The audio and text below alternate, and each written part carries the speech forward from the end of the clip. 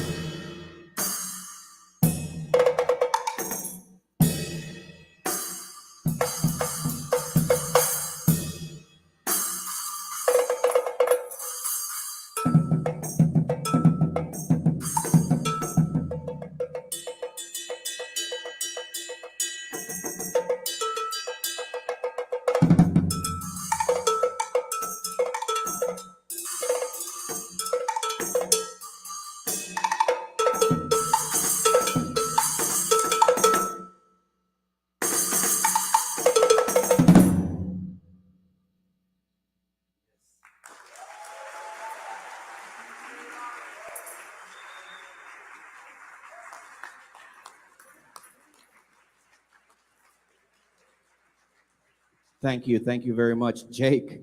That was killer, man. Way to go. But wait, there's more.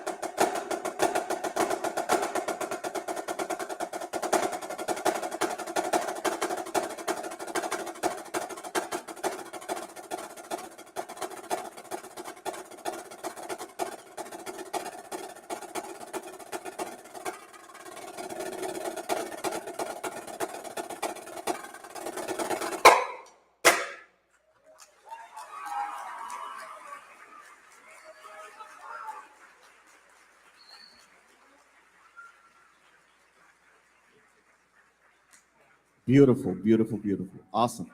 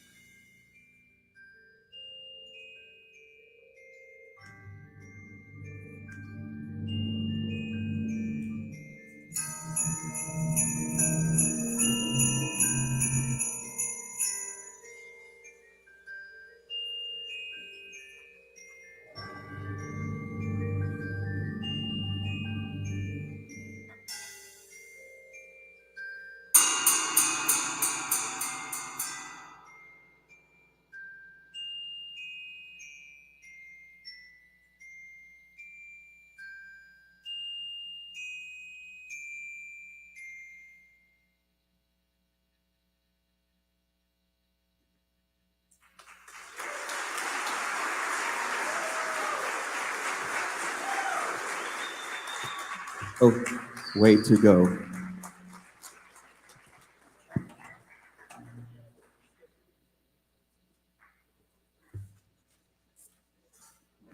In a few seconds, Dr. Marco Scaripa.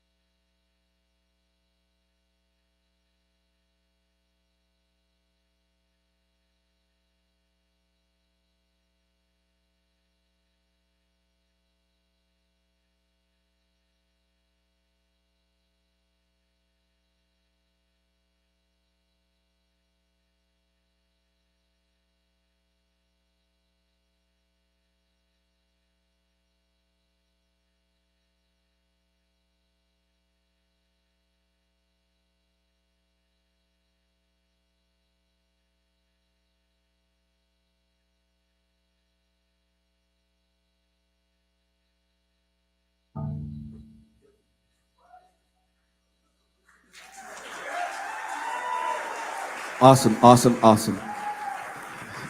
That center mic is open, right, Jaime? That center, you can use it to communicate. If you want to bring it closer to you, for whatever you speak, they can hear you through that mic. Yes, on the back.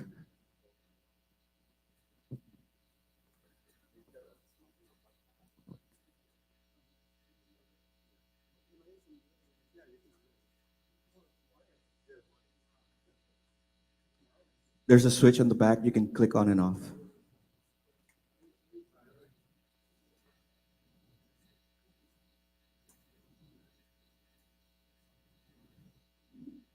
Is it on now? Oh, wow, that's me. Cool. All right. Very cool. A little bit more light on the stage, guys. A little bit more. That way the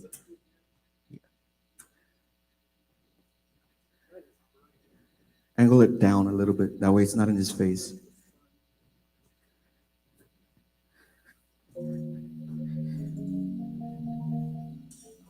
We're good to go. Without further ado, Dr. Marco Scaripa. And the title of your clinic, sir? How to Sell It. Here we go. Hey, everybody. I want to make eye contact with everyone, but it looks like a black void from stage. So hello, all of you. Yeah, like he said, my name is Dr. Marco Scaripa. I'm a professor of percussion at UTRGV down on the Brownsville campus. If you don't recognize me and you've been around, it's because I'm kind of new here. This is only my second year, but of course 2020 kind of doesn't count. So it's kind of like my first year here. So it's great to be here at my first Valley Festival and first time meeting most of you that I'm assuming are out there because it just looks like a black void from up here. But anyway, my clinic is called How to Sell It. And what that means is essentially talking about stage presence and all of the stuff that you do on stage that isn't actually hitting the musical notes and how that affects how the audience perceives the performance. This is a really important topic to me, both as a performer, because I think it's very useful, but it was also the topic of my doctoral dissertation. So I spent a lot of time doing research and kind of developing my ideas on this concept to share with others. In general, I think a lot of people think of your personability and your comfort and your stage presence to be something that's sort of like an innate talent that comes naturally to a lot of people who feel comfortable in those situations. And while that's true, I do believe that you can learn to be better about that, just like an actor learns to act. And as a kid, you may have been shy or you may have been rude in social situations because you were 7 years old and didn't know that you should say thank you when someone hands you something, but you learned manners and now you do them and it comes naturally to you. And for me, I'm someone that naturally I'm very shy and I'm very anxious. But when I'm in a professional situation, it's really important to create the perception of comfort and the personability that I'm hopefully putting forward. So when it comes to performance, it's very similar. Thinking about all these different aspects of what's happening. It's not just walk up to the instrument and hit notes until it's over. It's how did you walk up to the instrument if the audience was clapping? How is the stage set up? What distractions are on stage that would prevent the audience from paying attention to your performance? How do you thank the audience afterward with your bow? Does it look awkward or does it look like you've done this before? And if you haven't thought about a lot of these things, you'll be really surprised to see what kind of impact changing those elements of a performance can have to the way that you experience a performance. Similar to if you watched your favorite movie and then we took out the soundtrack so there was no music in the background, it's really jarring how much different that movie feels without that subtlety that maybe you didn't even think about before it was gone. So I'm going to start with a short performance. This piece I'm going to play for you is the first movement of one of my original marimba solos entitled Music for a Child's Adventure. This first movement is called Prelude and Dance, and it's supposed to be sort of the beginning of an epic journey of a child. Like I wake up in the morning and I venture through the backyard over mountaintops into magical cities, but really I'm just hanging out in my backyard. So it's supposed to capture sort of that wonderment and magic of a child's adventure.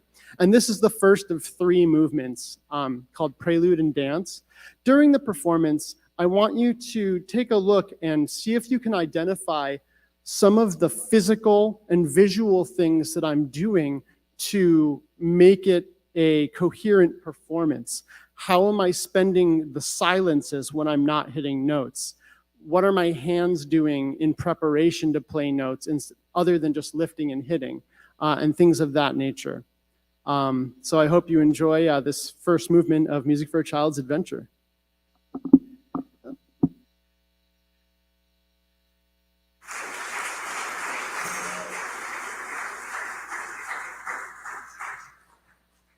A little bit more light, guys, please. Maybe those on top. There. Well, less. There. Less. There. Less. No, that's good. Yeah, that's for the stream. Yeah, now they can see clearly. Thank you.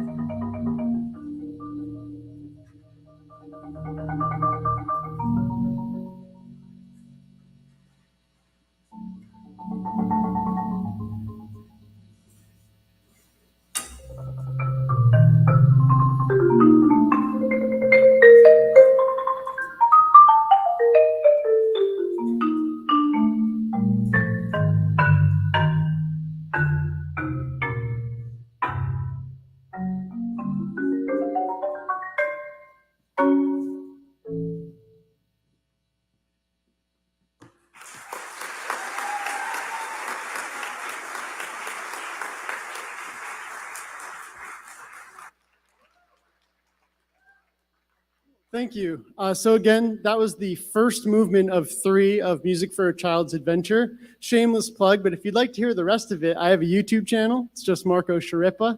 Like and subscribe. Raid Shadow Legends. Like right now, take your phone. Yeah, right now. You go ahead, do it right now. You have permission. So anyway, if I could see people, then normally I would have some sort of discussion to ask questions about what I did, and everyone can pump my ego and be like, wow, I really like that you did this. But instead, I'm just going to talk through some of the things that I was taking in mind during that performance. Obviously, I'm thinking about playing the notes and making musical phrases. We all know that. That's not what this is about. That's Dr.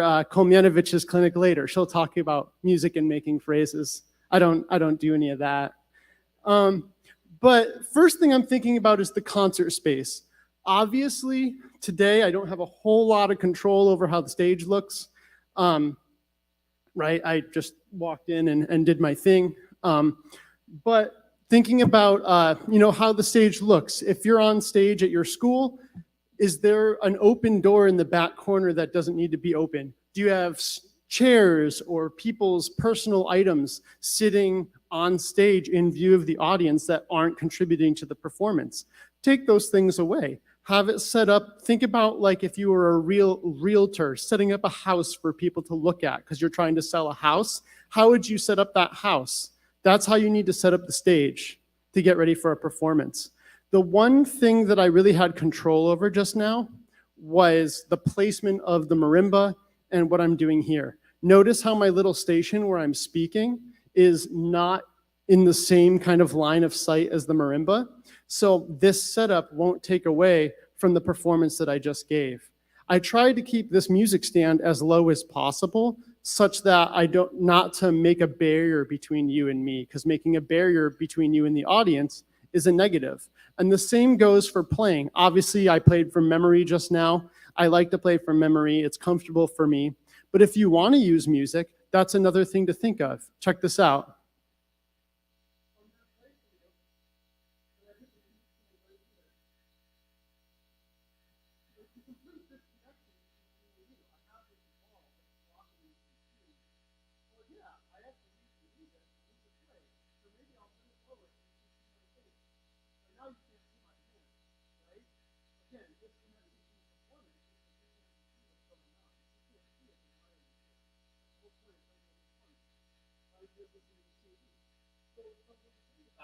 Is if you're going to use the music, how low can you get the stand so that you can still use it, but when it's down there, you barely even notice it's there, right? Because you can completely see everything that I'm doing, and I can still see the stand. So it's little details like that that can make a huge impact.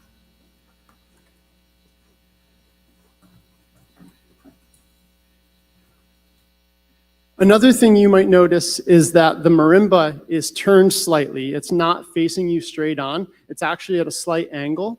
And that's actually on purpose. I play my marimba, when I play solo marimba, I play it at a slight angle because it gives depth to the audience's visual, and it allows people to see more of what's going on. If you're sitting over here, you have a little better view of the way that some of my hands are moving. If you're facing straight on, it turns it from a 2D experience to a 3D experience by just angling it ever so slightly.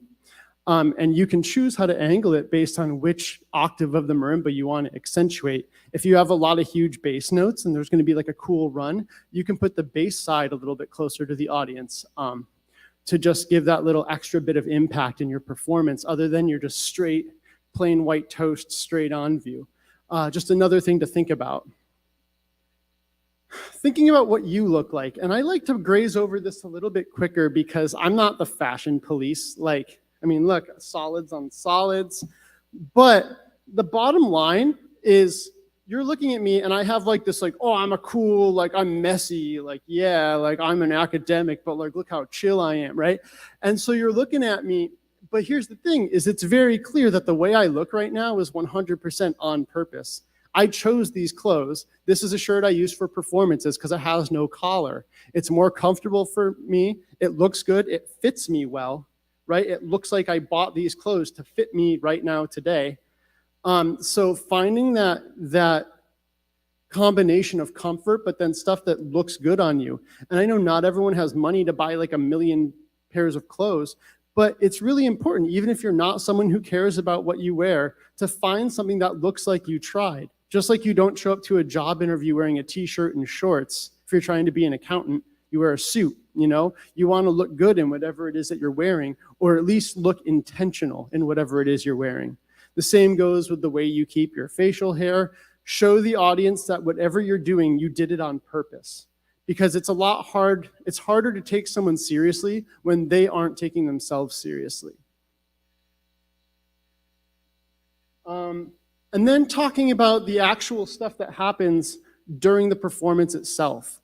And so a few examples of what you saw from me right now are before I started playing the piece. You notice how I started back here. Once we were ready to go, I took a deep breath, and then I waited a couple seconds before approaching the instrument. And for me, that's kind of a way of cleansing the palate. The piece doesn't start when you play the first note. It starts long before that. You have to get the audience ready to hear the piece. So for me, I'm taking a deep breath. I'm putting myself in the mood of the piece. And then I'm approaching the instrument in a way that represents what I want the audience to feel and get out of that.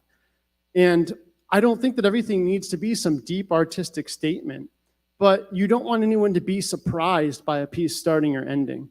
And so I'm going to do this two different ways so you can see what I'm talking about. So here's the way that I did it the first time. So it's my deep breath. And now I'm seeing the rolling hills and the mountains that I'm going to walk through to start this journey. And notice my hands. There's no fidgeting. When they move, it's in the style of what I'm about to play. Every motion from here until the end of the piece is planned.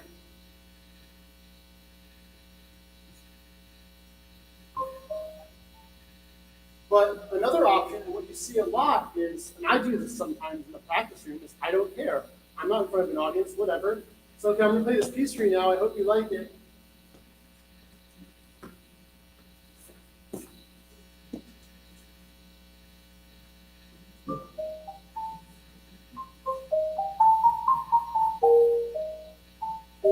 Right? That could still sound like the most beautiful thing you've ever heard in your entire life.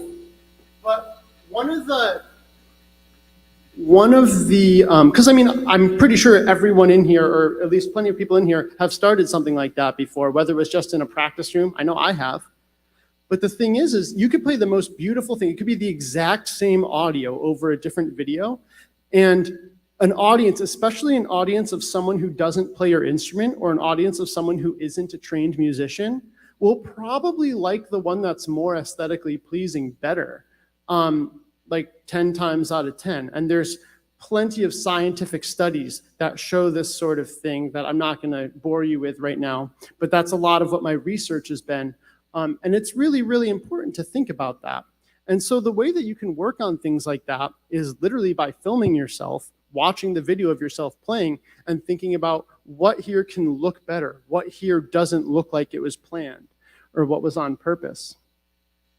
Another thing that I really like to harp on, especially for younger students, is what to do when the audience applauds. Because again, stage fright, being new to performing, being really uncomfortable, I've been there as well.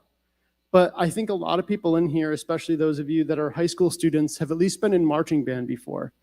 And when you're on the field for marching band, you might be nervous, but everything that you do from the moment you start marching on the field has been planned. You know how you're gonna march, you know the order you're marching in, you know all the visuals, you know the way that you're gonna pulse before you come in, you know where your sticks in are. It's all the same concept. So you can treat your concert performances the same way.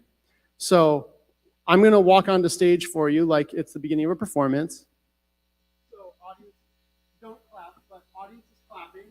And so the first thing I do is I'm focused on my destination. I'm going straight to where I'm gonna be to play. But I'm not looking at the audience and being all nervous. I'm just focused. It's like, okay, my first piece of choreography is I'm walking out to the playing area. Everyone's clapping. When I'm here, I come over, I show my gratitude to you by bowing. I know not everyone's comfortable bowing, but it's not a choice. That's how you thank the audience. You're not gonna yell thank you. You're not gonna thank you, everybody, thank you. No, that's weird, right? So you walk out, you come over. I like to hold my mouths in one hand, other hand on the instrument, feet loosely together, go down, and then the timing is I look at my feet and I think these are my feet, and then I come back up. So it's like, thank you, everybody here. These are my feet. Then eye contact with the audience again. But what I mean by that is like, I try to stare at a person's forehead on every side of the auditorium, like this. And then I break that character. So, okay, now it's bow time. This is the beginning of my bow. These are my feet. Come up. Eye contact with everyone again. Smile. Step back. And now I'm ready to start the piece. So I really like to harp on that, and I'm really hard on my students. My students at UTRGV, some of whom are here, probably have nightmares hearing me talk about that sort of thing. But I think it's really important because you can completely spoil an amazing performance by being uncomfortable on stage. And in my time in school, I was fortunate to go to some very, very strong music schools as a college student, and I saw some absolutely brilliant musicians who had like no interpersonal skills or stage presence. And so there's some people who really should be getting more attention in the percussion world. And I'm convinced that the only reason they don't is because they don't present themselves like someone who should be taken seriously. And how you feel on the inside is a completely different discussion. It's about the way that you present yourself. Inside, I'm screaming and I'm nervous and I'm super anxious, but I'm here playing a role right now and explaining something to you in a confident manner. And that's really what's important, is that you feel that I'm comfortable, all right? So talking about starting the piece goes the same for concepts in the middle and the end of a piece. So I'm gonna give you two examples. first, there was a big kind of impactful point in the middle of the piece where it was silent for a while, and then I started again really quiet. And I think one of the things that made people not clap there is that I didn't do anything to show you that I was done with the piece. I didn't acknowledge you. I didn't step away from the instrument. I stayed completely focused. And I'm going to show you the example here. If I can remember how to play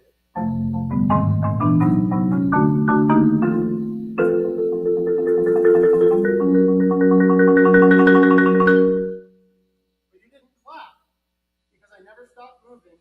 I never showed you I was done. And then when my hands recover from that big note, the next thing that happens is they come in with the next phrase. That was all choreographed. But that could have gone so many other ways.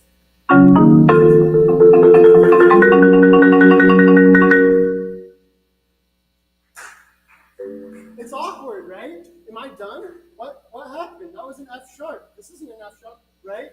But the thing is that I call it the eyes, hands, and feet rule, where the way that you can prove to the audience that you're done, the way that we non-verbally understand that something is over, is when you see the eyes, the hands, and the feet disengage from the performing space. And so what I mean by that is obviously eyes looking up and acknowledging the audience, feet stepping back from the instrument or standing up if you're playing a sitting instrument, or your hands. Are your hands still in the position like you're playing? Or did you drop them or take them away? And I'll show you the examples real quick. So here's what happens if I just disengage my eyes and my hands. It's a little weird because I'm still standing here, right? What if I just do my eyes and my feet? Right? Okay? Now, what's left? Eyes and hands? No, we had feet and hands. You see this a lot with young kids who are uncomfortable on stage, right? But when I do all three, and I'm clearly done, right? And the exercise I like to do, I don't want to go over time, but the exercise I like to do is I can play a string of random notes. You have no idea what I'm playing, but you know when I'm done. And I like to have students come up and do that as an exercise, because as long as you confidently utilize those three kind of motives of your physical appearance, you're going to be able to show the audience what you need. The biggest key is that you can't be subtle, because you're all out there. Just like when someone's acting and they're like, oh, Romeo, right? The thing is that the reason it has to be so dramatic is because if you're very subtle, like your normal self in conversation, that's not acting. No one out there is sure what you mean. The reason you go all out is so everyone is very sure what you mean. So that's kind of my spiel on how some of the things to think about in your performance.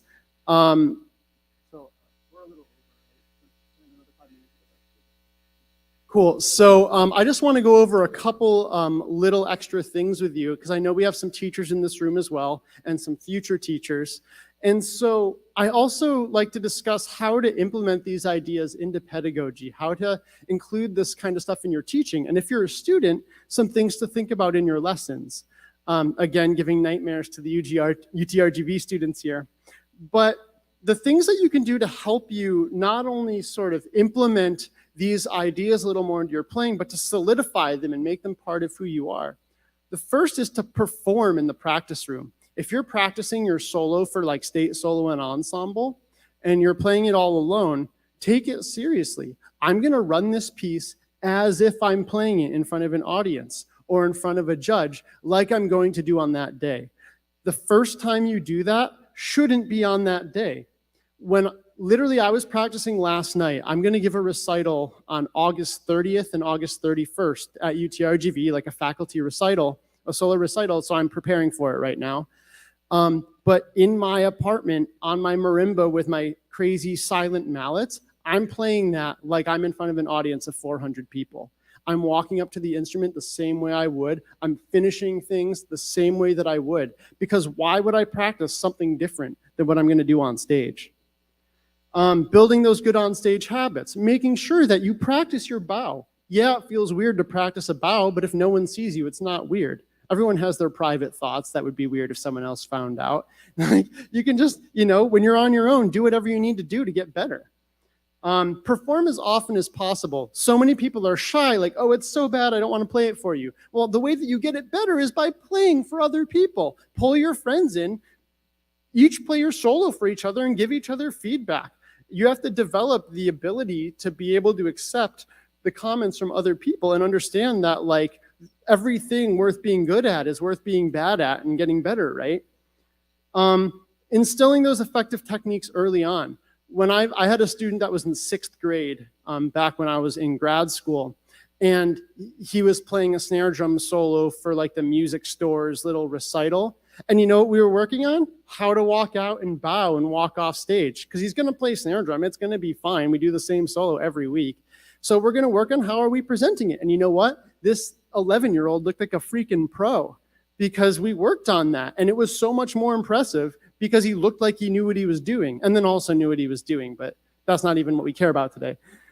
And then the last thing is discussing the music's programmatic elements. If you're playing a piece like Rain Dance, what does that mean? Okay, well, it's a dance with like rain.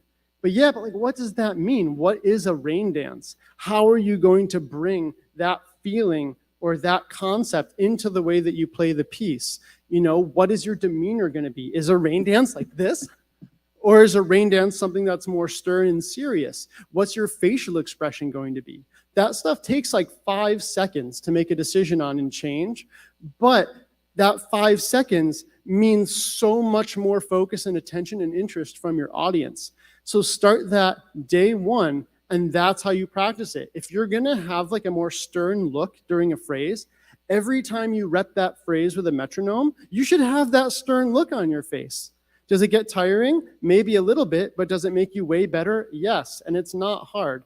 That's like someone handing you a $100 bill and you're like, no, I'll grab it later, And so just take the time to think of all these elements and make sure that what you're doing in the practice room is the exact thing that you're going to do on stage. You don't want to have to change stuff now that you're in performance. You should have been performing it, whether anyone was there or not, for months.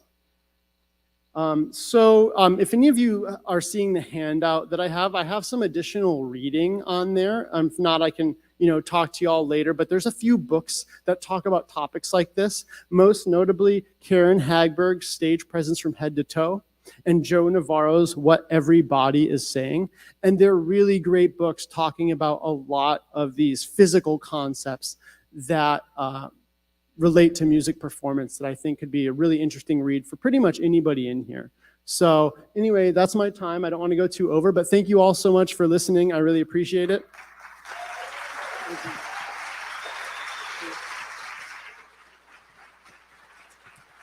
Thank you so much, sir. Thank you. And just a quick shout out, of course, to Gilbert Garcia, to UTRGV, as well as my sponsors, Pearl Drums, Adams Marimbas, JG Percussion Mallets, Sabian Cymbals. So thanks again, everybody.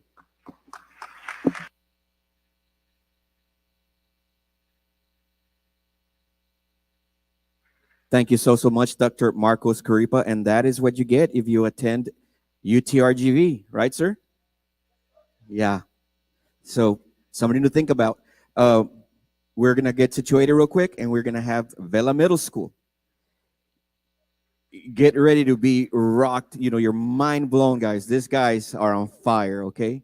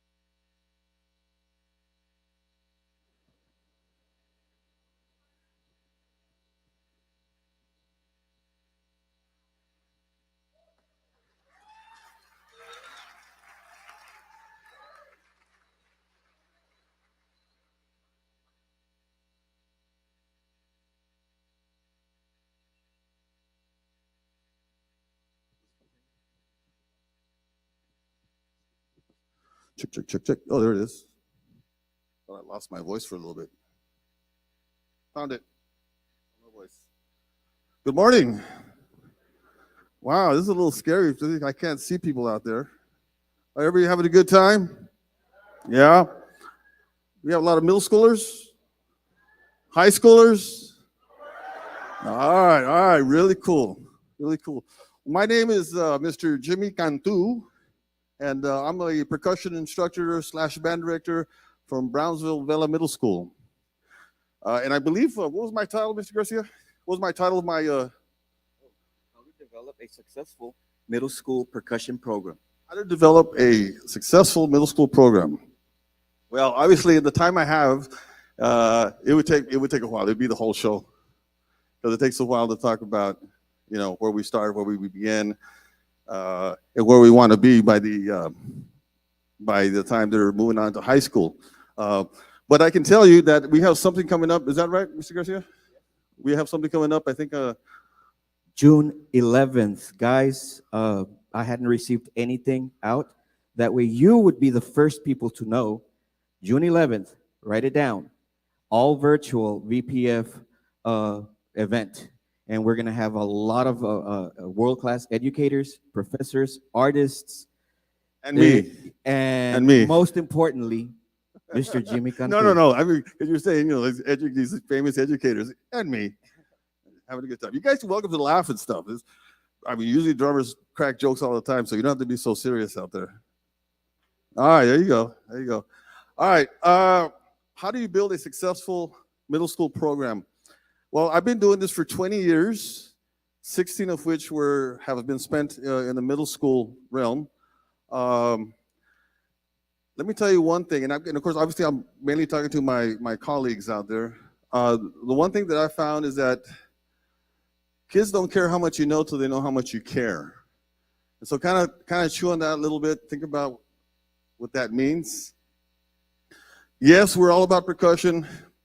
Yes, we're creating young musicians, especially in the middle school level. They come in 6th grade, they come in and they try out in some sort of a rhythm test or a counting test or some sort of a test that kind of lets us say as directors, yes, I want you in percussion. I got 10 slots open or 12 slots open or whatever it is for percussion at your middle school. And that is the main thing. But if you want your students to work for you, if you want your students to work hard, then, and I don't mean to be this in a weird, corny way, but they have to love you and you have to love them, and sincerely. And sincerely, I can tell you that that's the case with my students. I care what they do. I'm interested in if they're playing football. I'm interested if they're, if they're in cheerleading, and I try to show that and be authentic with it. So that helps when you have that kind of relationship with your students. Another thing that helps developing a middle school program or having success is, developing a rapport, a relationship with your students' parents. Okay, what I mean by that is like they know you, you know them, they trust you. If you say, hey, I'm gonna have a Saturday rehearsal, and of course they're dropping off their little babies, 11, 12, 13, 14. Anybody 15 here? No, up to age 14, right? They're dropping their babies off, and you're telling them, yeah, we're going to have a 2-hour rehearsal, 3-hour rehearsal. And so you have to build that rapport with the parents in order for you to be able to do what you need to do to help these young musicians be successful. I've been very fortunate, very blessed that I've been able to create those bonds and those connections. And that's first and foremost before we can even begin drumming and really thinking about working ensembles. We get there, and this might sound crazy to some of you guys, but we get there as early as 6 a.m. We got stuff coming up. Hey guys, I need you to be here at 6 a.m. And I know they don't drive. I don't think. Did anybody drive? Any of you guys drive? No? None of them drive. No. When I was in high school, they did. High school, I could tell the guys, hey, and I had the seniors pick up the juniors and stuff. Hey, we're going to have practice early in the morning. But in middle school, you rely on the parents. And the only way the parent is going to do something that crazy, wake up at 5:15, 5:30, put on her pantuflas or, pajamas and take your child, to this man waiting for them, early in the morning, dark and stuff, is because I built that relationship. Okay. So That is definitely a big part of it. So what I'm going to do right now is I'm going to show you our middle schoolers here, and just so for my middle schoolers that are out there, do I have sixth graders as well? Yeah, woo! I heard that one sixth grader. All right, we have seventh graders. Yeah, some seventh graders, eighth graders. All right, a lot of eighth graders. All right, cool. Okay, so my group is comprised of sixth, seventh, and eighth. So is anybody 10? No, 11, right? 11 is the youngest. 11? Yeah. Okay, so I know you guys are telling me what? Like that big guy's 11? Unfortunately, unlike the when you're in middle school baseball, where they say, hey, we need to see proof of this age. I don't have proof that he's 11, but I'm going to take his word for it because he's almost my size. So that's all right. So this first ensemble we're going to perform for you is a medieval sort piece. It's entitled Excalibur. Guys, can we please have a little bit of light on the back on the back end? And this is where the stream so they can see clearly. Thank you, sir. A little bit of light on the back end.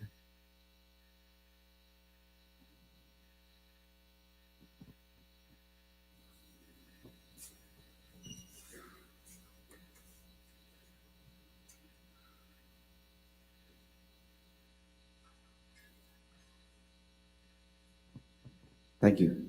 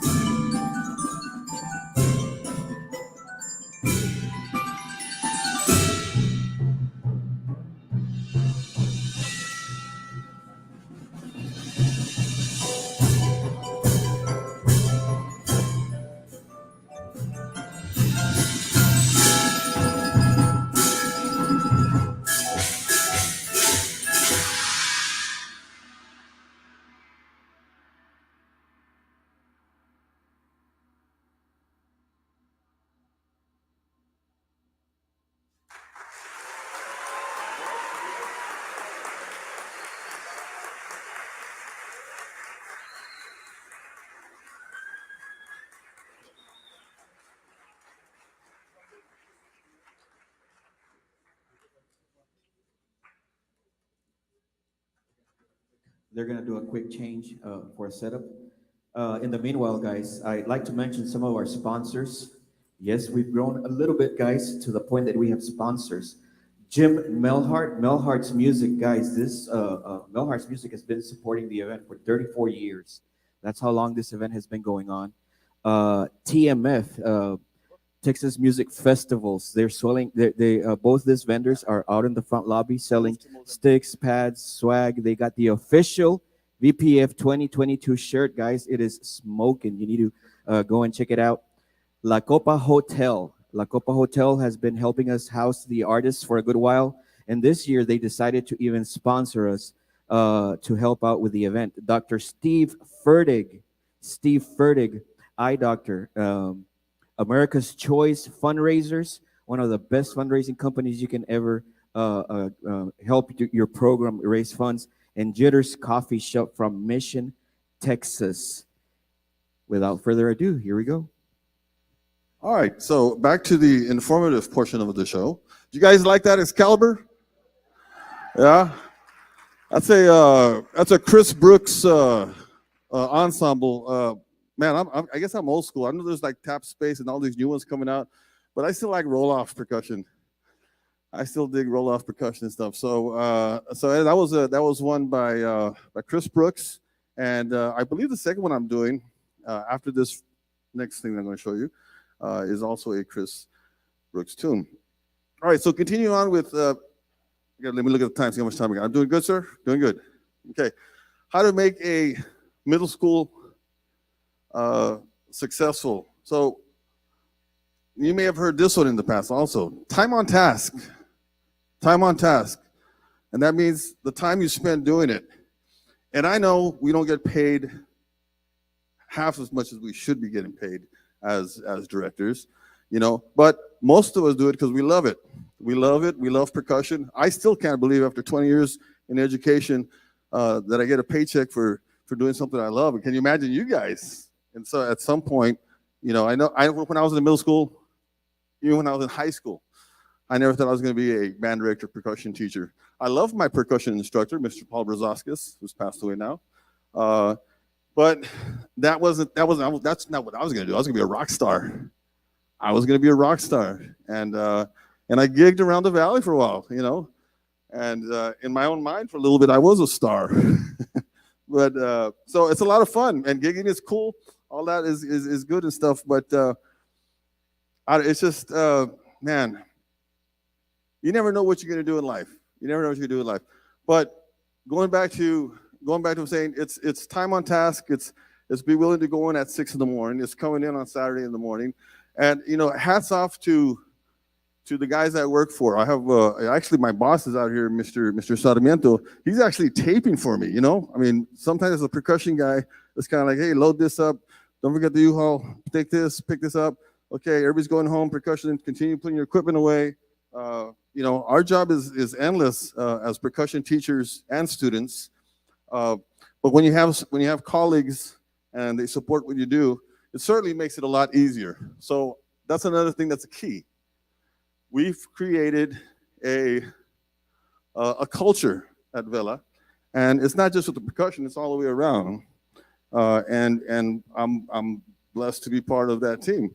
You know, like I said, we have Mr. Sarmiento, and we have Mike Garza, and just kind of like, you know, it's a great team, and so it makes it that much easier for me to do what I want. I know there's some schools where the head director might say, 6 a.m. practice in the morning. I don't know, man. You know what? You better not do that. Or a Saturday practice. You're gonna have some other adults there to make sure keep an eye. And like, no. But we know each other. We work well with each other. And again, it goes back to having that connection with parents and whatnot. Okay. So on to the next portion. This young lady here will be performing, and you may not even be thinking about this in middle school. I don't do this with every 8th grade student, just certain ones. But every year I have 1, 2, sometimes up to 3 kids that I teach 4 mallet percussion. So like 4 mallets in middle school, what the heck? It's possible. So the reason I'm going to have her play is I want to show you what is possible in the middle school field of percussion. And without further ado, here's Miss Dalila Flores performing Jonathan's Light.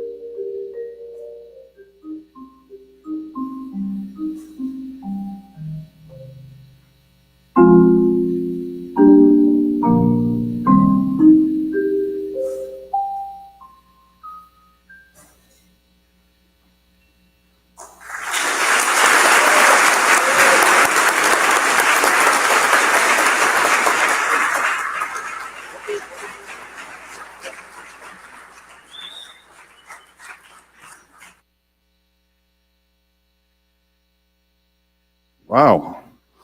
Wow. It is possible. It is possible. Anything is possible. Does she work a lot of hours on it? Absolutely.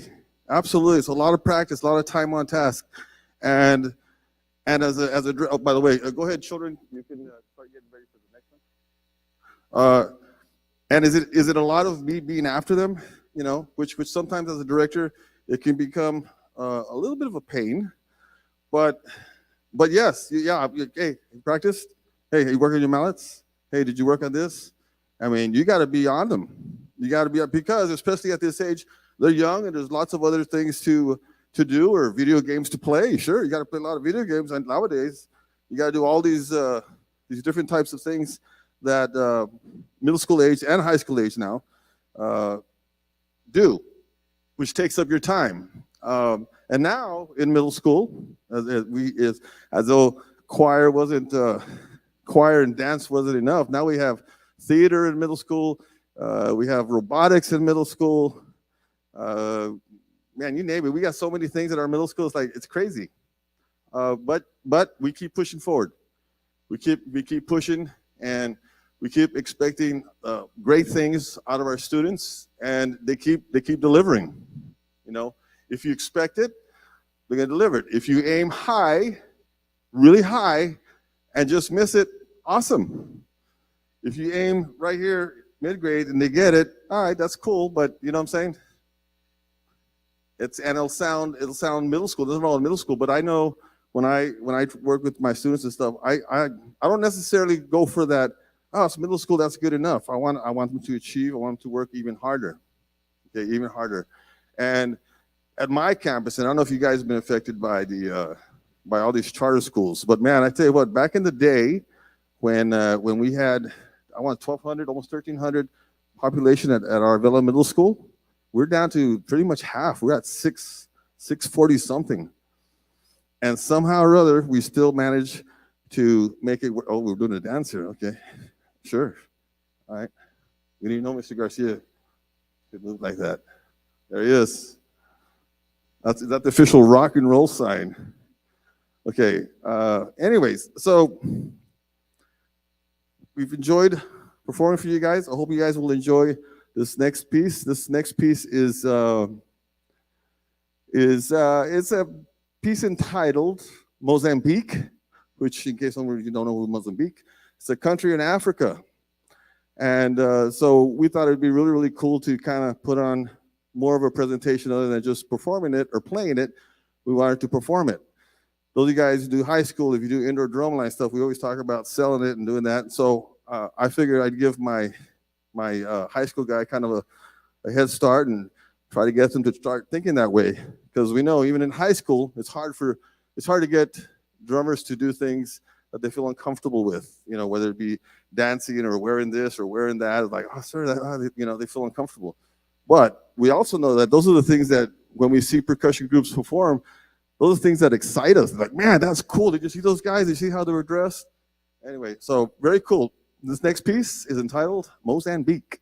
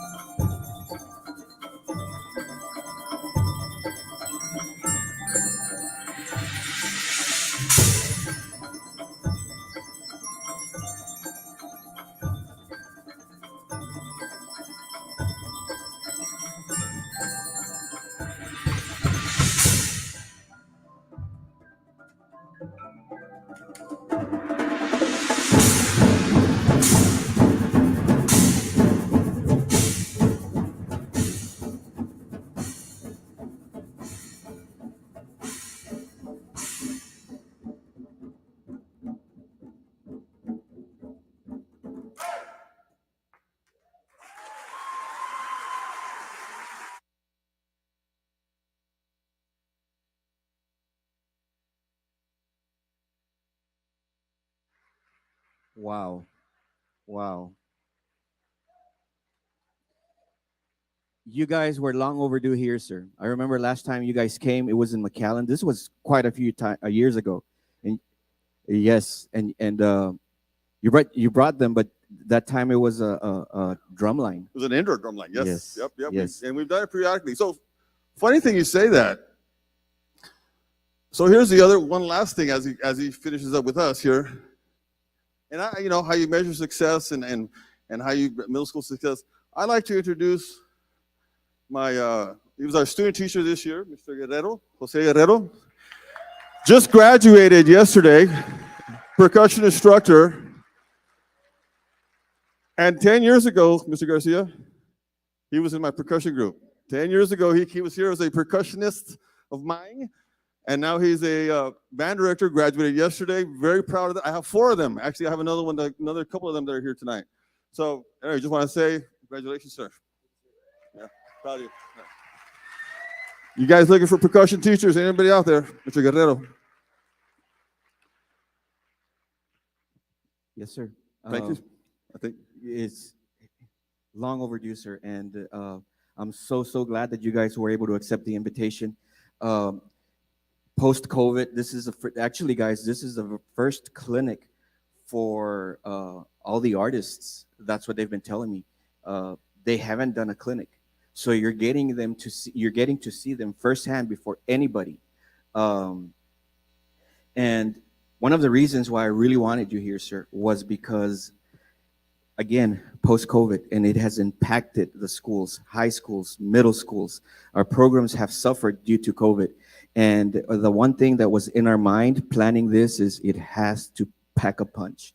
It has to motivate our students. It has to help them gain that passion again for our art form, because the Valley, guys, Region 28 and Region 15, for those of you that don't know, we happen, and yes, we are flexing. All of us are flexing right now. We tend to dominate area auditions. Yes. So we're a big deal in the state of Texas, music education competitions. And we needed this, especially at our middle schools, where we get all the vitamins and the minerals to form those great all-staters and future music educators. So Mr. Jimmy Cantu, thank you, sir. Thank you so much. We are blessed to have you here. Once again, let's hear it for them, guys. Thank you. Thank you. Hey, how about a big hand for Mr. Garcia for putting this together? Big hand to Mr. Garcia. And Mr. Buteo, who's the originator of it. Is that correct? I saw him around here somewhere. Thank you, sir. Thank you, guys. Enjoy the rest of the clinic. Guys, next up, in a few secs, a minute or two, we're going to change here the scenario. First time in the RGV, Rio Grande Valley, right? At least at this level, Jeff Prosperi. Guys, we talked about having your brain wired differently. It's going to start again at another level right now.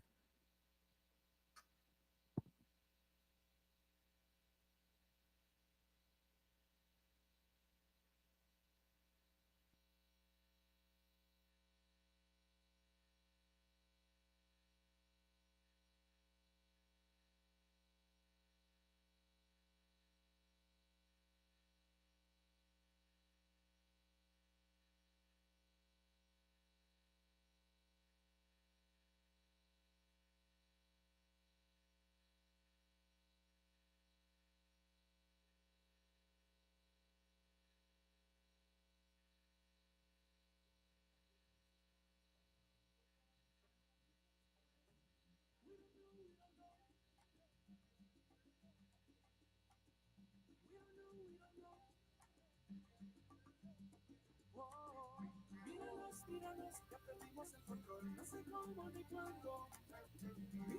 Míranos, ya perdimos hasta la razón. Lo que pase aquí solo importa hoy. Baby, let's live it now. Lo que pase aquí solo importa hoy. Baby, let's live it now. Unity. No.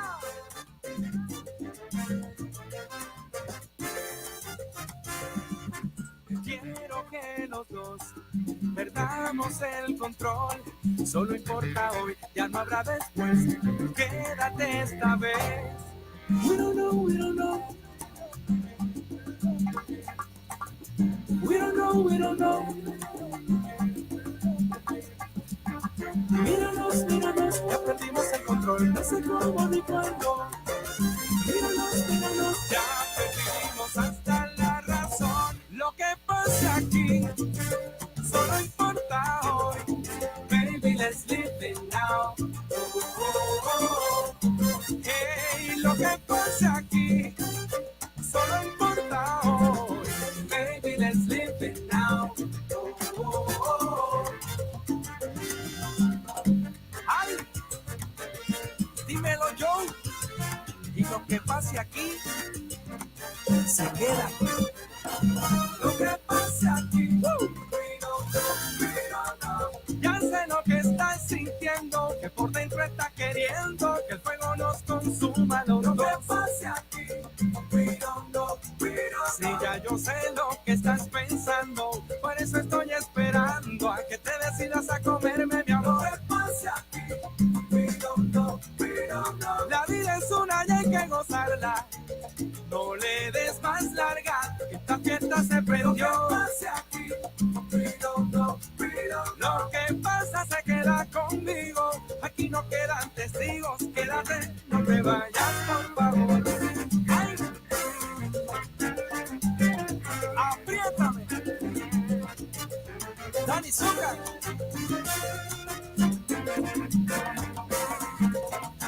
Habla, Quillones.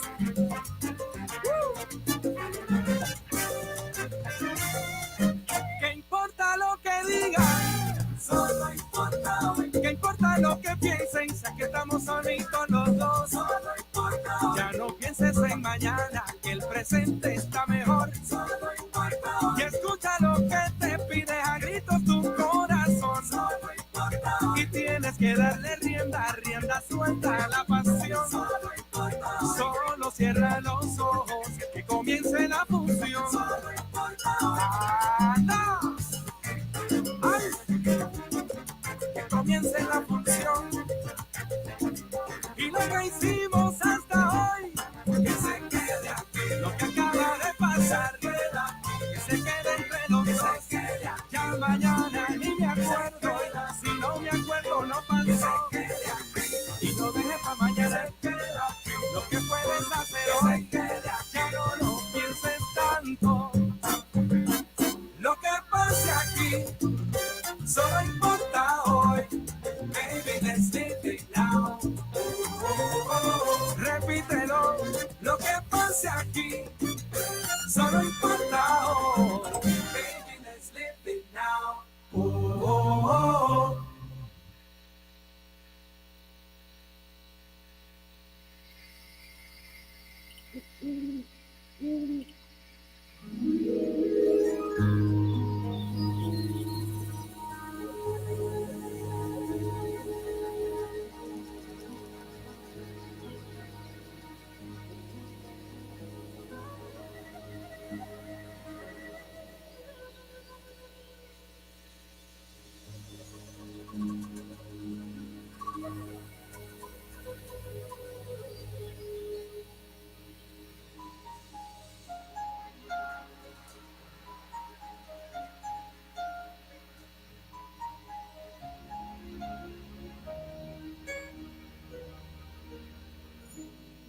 What about sunrise? What about rain?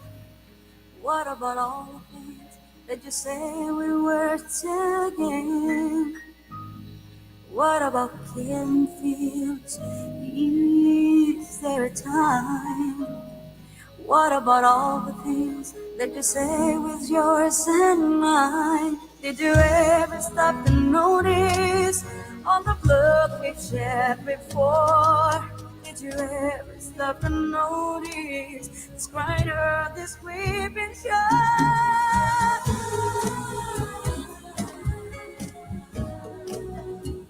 Test, mic test. Reminding you guys, Mel Hart's Music Center is up front, selling some of the items that we have grown to look forward to. Mel Hart's Music's in the front. Also, TMF.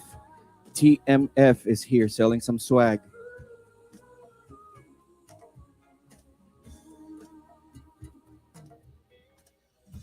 So far, Have you liked it? Yes? Awesome. Are are you glad you came? Are you glad you got on the bus this morning? Yes, yes. This is our party. So guys, what I would like for you to do for me is I want you to look at your band director that brought you, and you need to give him a big thank you. Can we hear that? Thank. And I'm gonna tell you why, guys. You want to know why? Because right now, for today, guys, listen to this. Check it out. For today, they're not getting paid, and they're giving time away from their mom, from their families, their parents, their better halves, to be here with you today, because they love you. And all of your band directors, guys, we happen to be friends. All of us, they're my friends, and every single one of them, we talked before today, and what they told me is, "You bet I'm gonna go. My kids need to see this." That's how they were thinking about you guys. So once again, let's give it up for them and give them a big thank you, guys.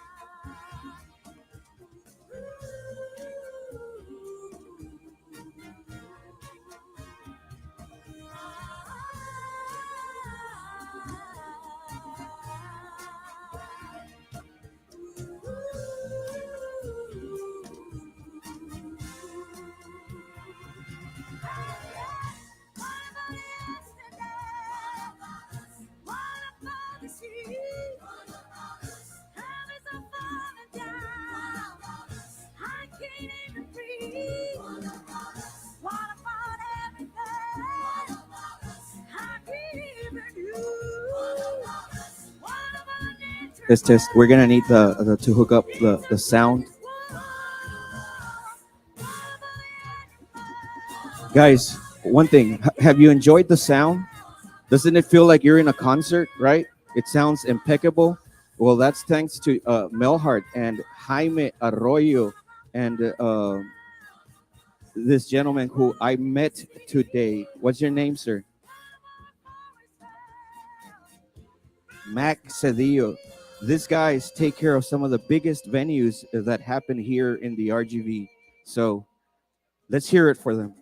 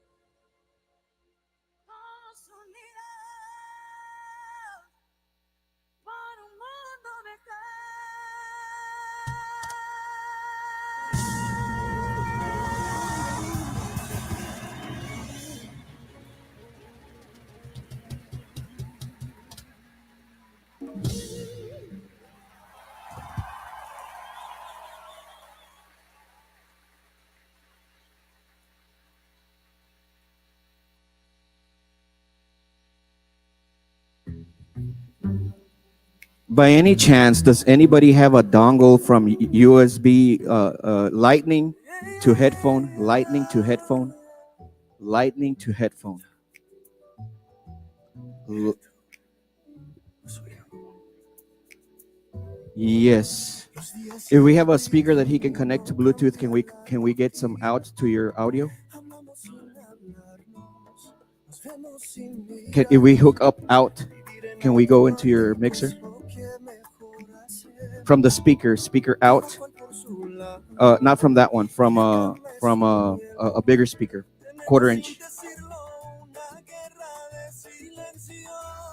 Nos estamos matando, nos estamos matando. No me digas que no, no me digas que no. Uno de los dos ya no es el de siempre. Pero prefiere mentir porque no quiere herir. Uno de los dos siente diferente y no se atreve a decir que no quiere seguir. Uno de los dos, pero no soy yo, no. Una conversación son monosílabos aislados. Parecemos extraños, compartiendo un espacio. Vivir en automático es lo que mejor hacemos. Cada cual por su lado, y la cama es un hielo. Tenemos sin decirlo una guerra de silencio. Nos estamos matando, nos estamos matando. No me digas que no, no me digas que no. Uno de los dos ya no es el de siempre. Pero prefiere mentir porque no quiere herir. Uno de los dos siente diferente y no se atreve a decir que no quiere seguir. Uno de los dos, pero no soy yo. Oye, linda, se amala conmigo.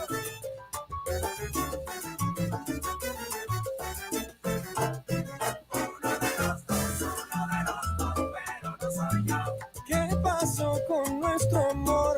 ¿Dónde se perdió la ilusión? Uno de los dos, pero no soy yo. Ya no somos como antes, como dejamos de ser amantes. Uno de los dos, pero no soy yo. Pongamos de nuestra parte, vamos al principio. Quiero volver a enamorarte.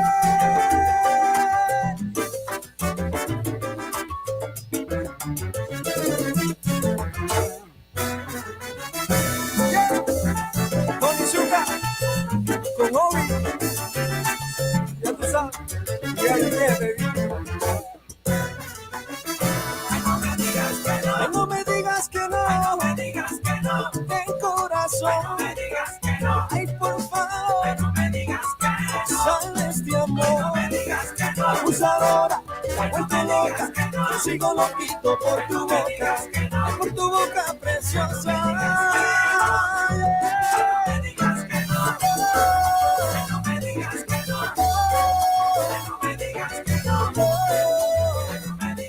Salvemos nuestro amor.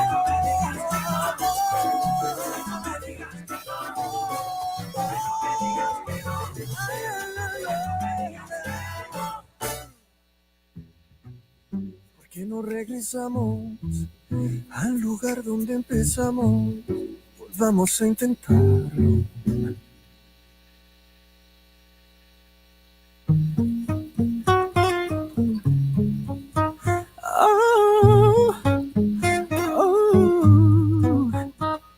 You've been running around, throwing that dirt on my money. Cause you knew that I'd call you up. You've been going around every party in LA.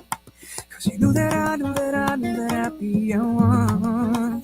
Oh, I know that dress is karma, if you regret. You got me thinking about when you were mine.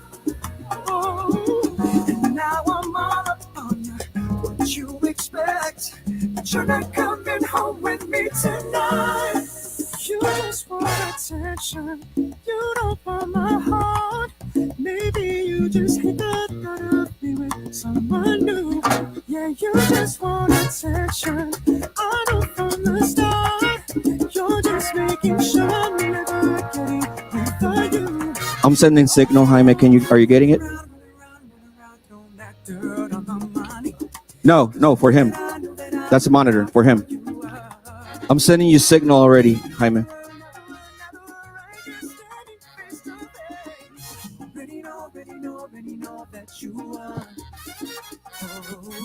I know that dress is coming, but you regret. Got me thinking about when you were mine. Oh, and now I'm all up on what you expect. But you're not coming home with me tonight.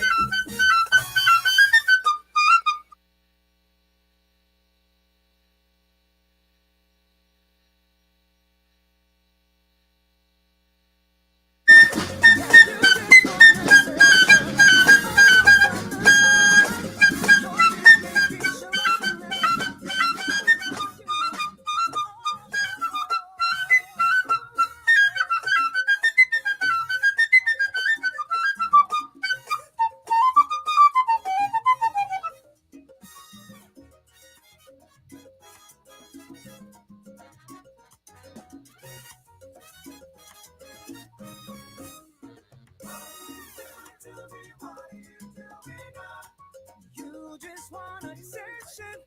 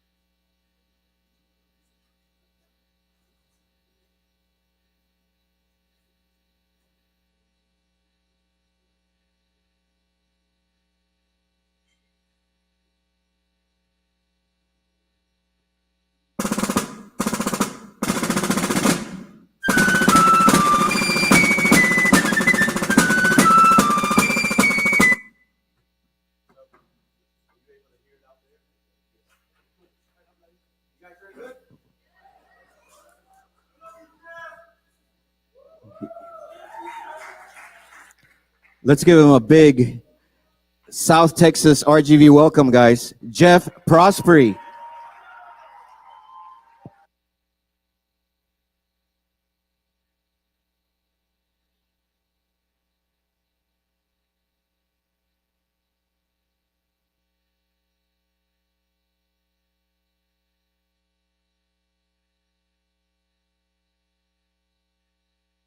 One, two. All righty. Thanks for your patience.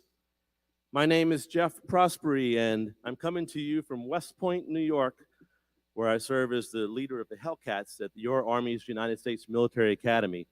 So if you don't know where West Point is, if you think about your map, way up northeast is New York City. And above New York City, 50 miles north is West Point, which is also the United States Military Academy, where we train our future leaders. So a lot of past presidents have come from West Point, and famous people, Eisenhower, Patton, Ulysses S. Grant, Robert E. Lee. A lot of historical people that you've learned about in school have come from West Point. So we're trying to train our future leaders to have character and to lead this nation forward. So that's the establishment of West Point was done by George Washington at the start of the American Revolution. And the reason why he's picked West Point is because above New York City, there's the Hudson River, and it juts out there's a western point on the western bank, and the river gets really narrow. So George Washington figured, hey, if I can control the supplies, the flow of supplies up and down the river, because that's how the supplies were moved back then I can maybe win the Revolutionary War. So it's very hard to navigate a sailing ship around that point, and the river gets pretty narrow. So he strung a big chain link all the way across the river and put a cannon up on top. And in case the British were going to try to come, he could bomb them. They never tried to come. They were smart. They figured we don't want to get bombed. So at that point in time, George Washington appointed a fifer and a drummer, because back then the drummer regulated the duty day. The drummer called out signals. They had camp duty where they would wake people up with reveille, with the rising of the flag, and retreat when they lowered the flag. The drum would tell you when to eat, when to charge, when to retreat, when to pack up the tents, when to march. And the fife would add melody to the drumming parts to give a little lifted of the spirit to the soldiers when they're on a long road march. And that was the purpose of it. So I say all that just to say I currently have the oldest drum job in the country, because ever since George Washington appointed a drummer, we've always had a drummer there. So the clinic is entitled The Story the Drum Tells. And I want you to think about yourself and think about your own personal story of how you got to this point today, sitting right here in this room. And I'll share with you my story. I grew up in South Louisiana, way down south in the swamps. So if you ever watch the show Swamp People, and where you watch them catch alligators and eat crawfish and do crazy stuff like that, that's where I grew up. So one day I was a kid and I went to the Mardi Gras parade, because we have Mardi Gras parades and floats, and it's a really cool time down in South Louisiana. And I was at the parade and my life was about to change and I didn't even know it. What happened was, this band, I could hear these drums coming from far away. And they kept getting closer and closer. And then all of a sudden, and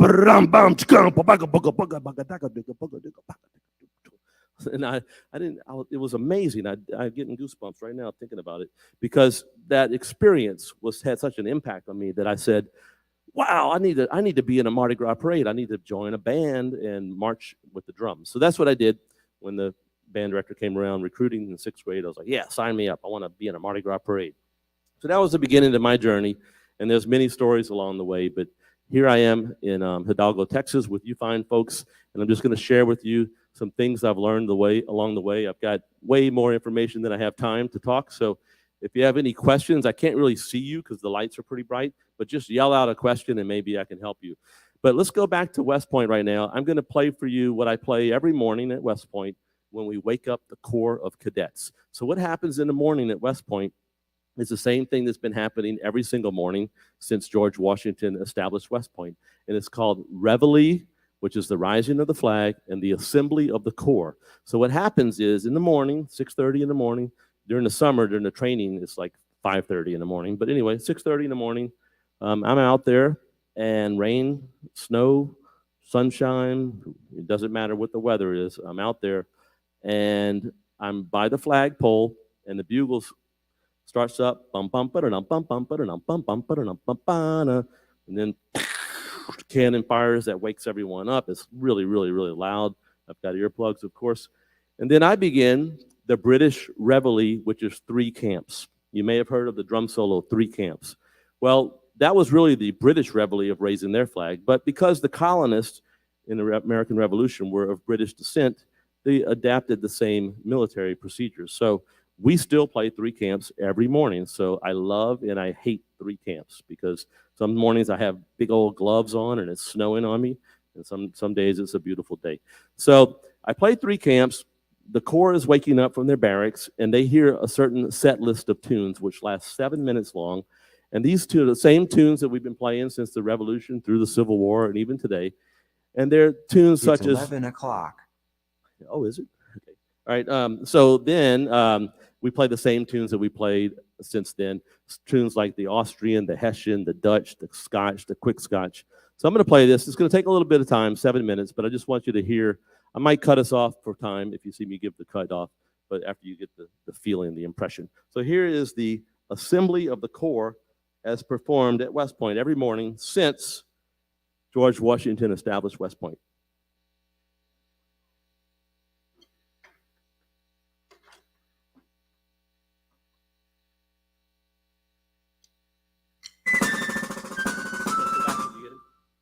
Break it up.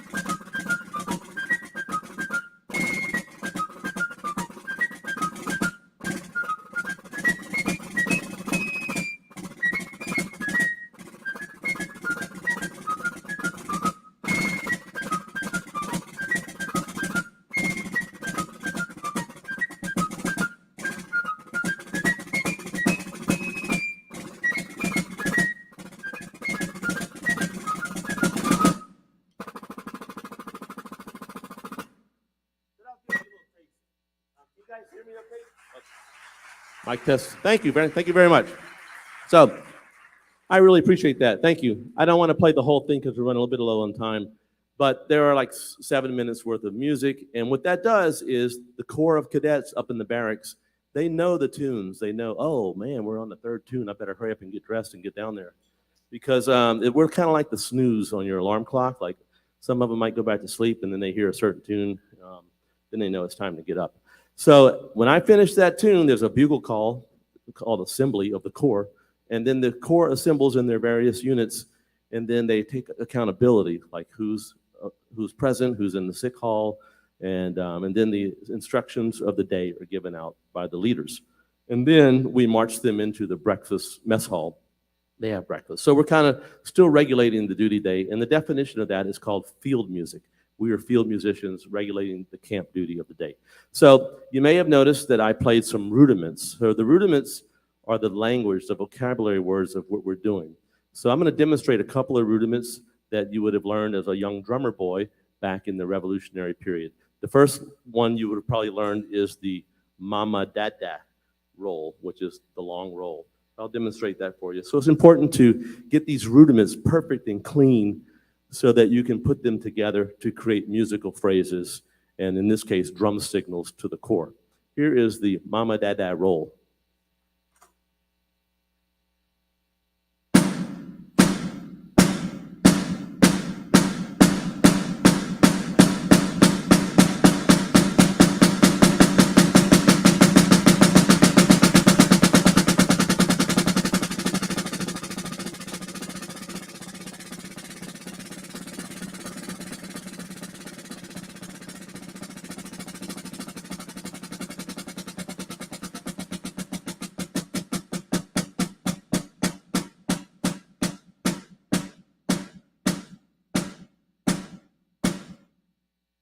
That's the long roll rudiment. Cool, thanks. So back in the day, let's say like 1800s, a young drummer boy would learn those rudiments, and the drum major would be teaching those rudiments, and then they would be able to call out signals. So some of these signals were simple little rhythms or rudiments. Does anybody just shout this out and tell me if you know what rudiment this is?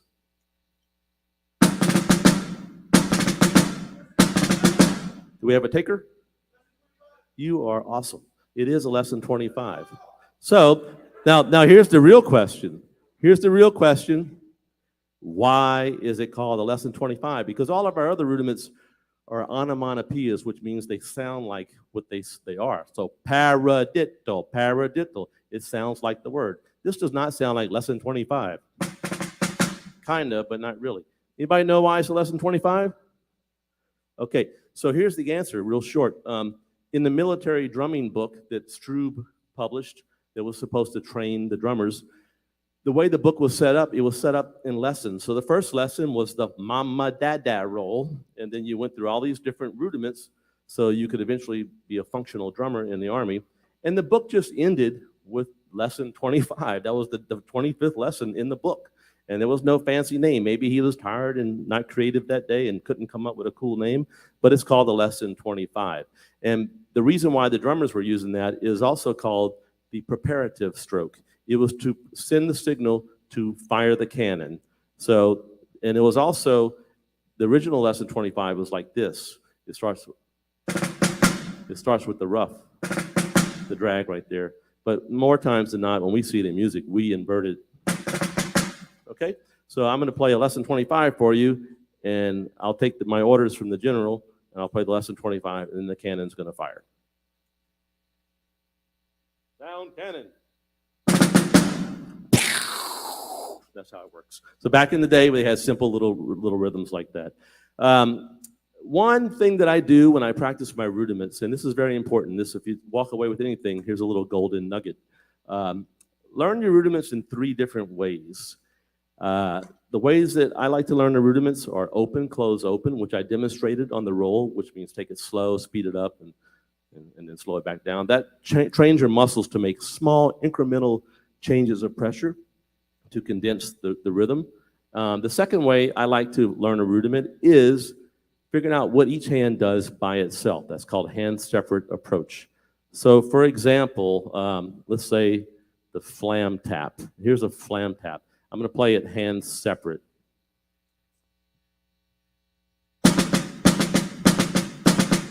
That's all your right hand does, and your left hand plays the same thing. So I can develop that single hand technique and develop an exercise. Here's my exercise for flam taps.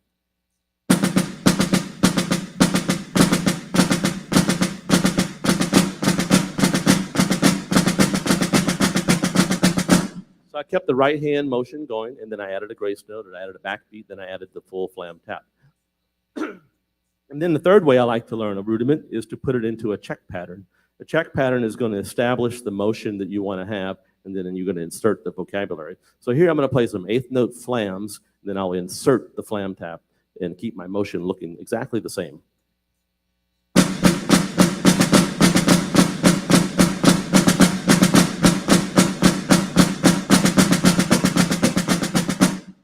So that's your 3 ways. I'll do one more rudiment. Let's say the roll. I've already done the open, close, open, the mama, dada. And now I'm going to do hands separate. I'm sure most of you have an exercise similar to this.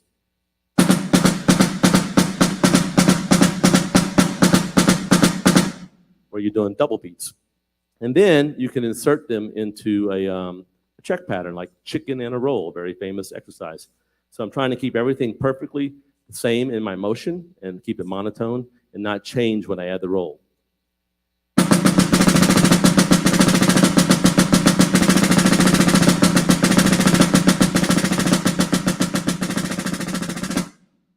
So that's the 3 ways to learn a rudiment. Open, close, open, hand separate approach, and then check patterns. Anybody have a certain rudiment you want me to break down? Maybe like, let's say like flam paradiddle. That's a cool one. I like to do that one. So the flam paradiddle, when I learned the Swiss Army triplet. Okay, well, we got a very rambunctious audience here. Awesome. The Swiss Army triplet. So here's an interesting thing about rudiments. And while I'm glad you asked that question, we'll just go there right now. So where did the rudiments come from? Why are they called rudiments? What's that all about? Well, the rudiments can be really traced back to the Swiss, as far back as the 1300s. But even before that, I would like you to understand how in the military, instruments were used to create order and march people and to instill fear in the opposing enemy and to instill spirit in your own troops. So way back during the medieval time period, and also during the Crusades, where the Turks and the Ottoman Empire and the British and Christians were fighting over the Holy Land, the Turkish Janissary bands were instruments of noise-making devices. So that's where a lot of our noise-making devices, cymbals and triangles and things like that come from. So this Janissary band, they had timpani and bass drums and cymbals and triangles and things like that. And they would just make a lot of noise. And if you were like a British soldier in a foreign land and you heard these people coming from far away and you didn't know what to expect, it's kind of intimidating. And so as the war went on, the Europeans captured certain instruments and brought them back home. And then the composers were like, hey, this is pretty cool. I want to put this in my next symphony. So then Haydn, the composer Haydn, in his military symphony, 1795, 96, threw in this Janissary quote with boom, bing, boom, zing.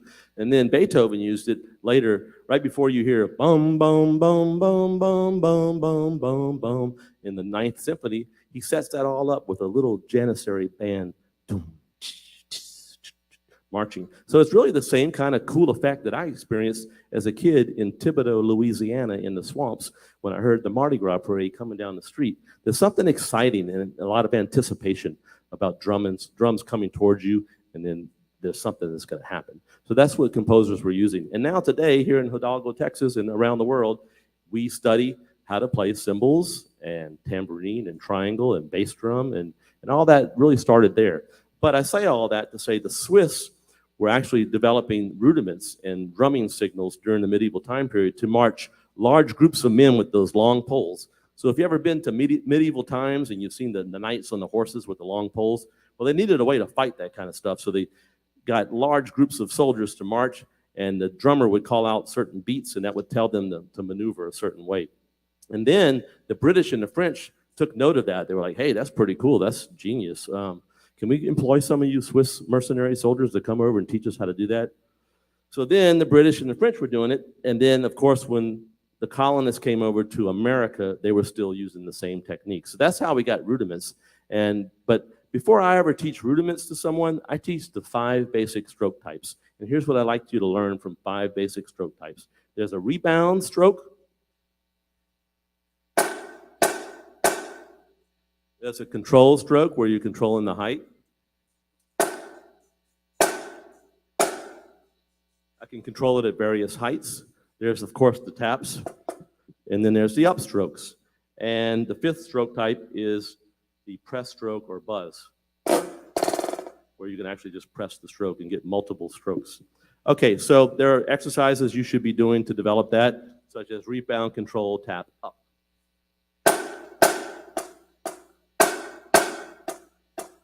That's very important because when drumming, we have melody through our accents. Bum, bum, bum, gung, gung, dum.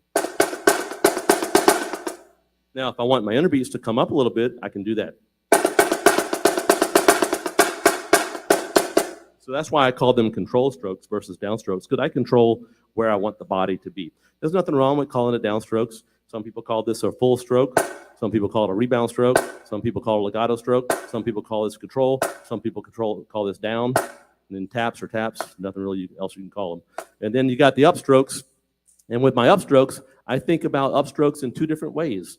I can lead with the bead where the tip of the stick comes up first, or I can lead with the butt like this. And one is called, the one with the butt of the stick is called molar. And I'm going to demonstrate that for you right now.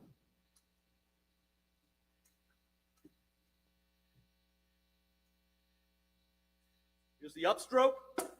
Here's the upstroke. So molar stroke is also known as a whip stroke.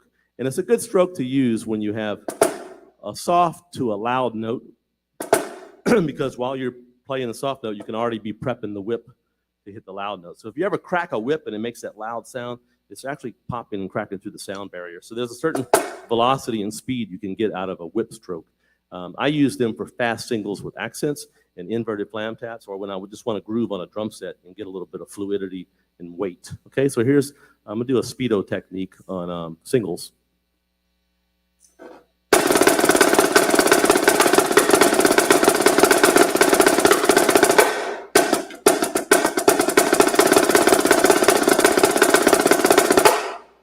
So you can see my hand moving that way. I'll slow it down. Thank you.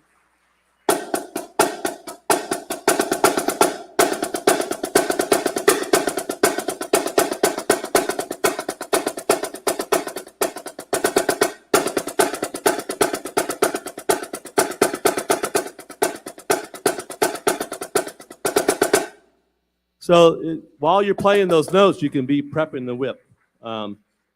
I can use that technique in inverted flam taps.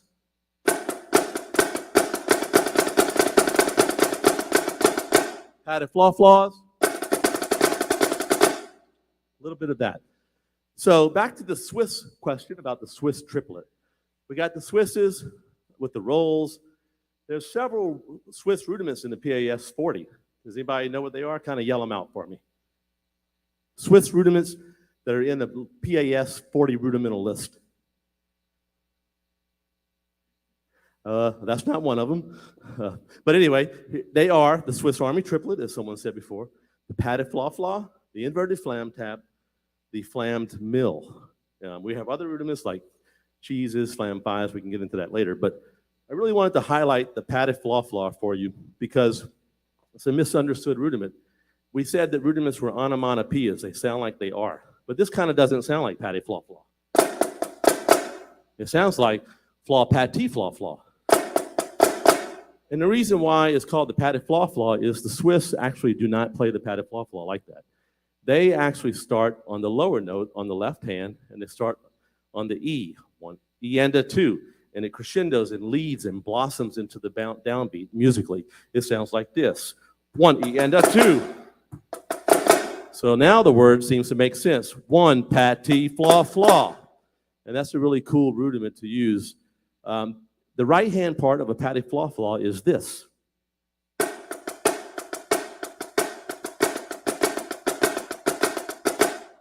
Does anybody know what other rudiment, which is also Swiss, has the same exact right hand part? Correct, inverted flam tap. So check this out. Here's the inverted flam tap. I'll start with the right hand.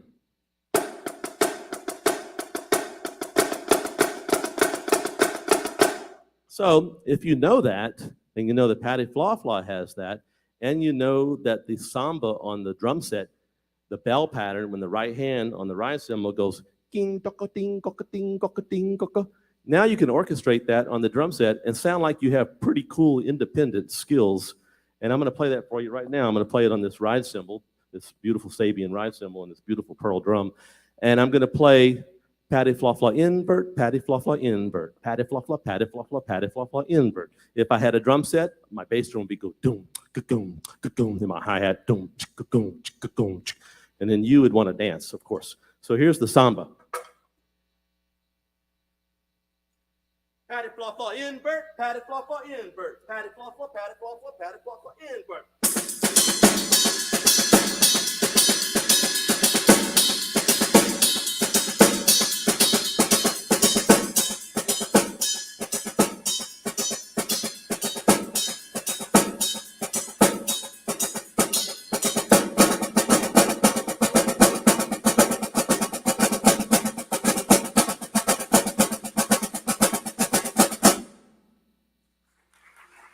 Cool, thank you.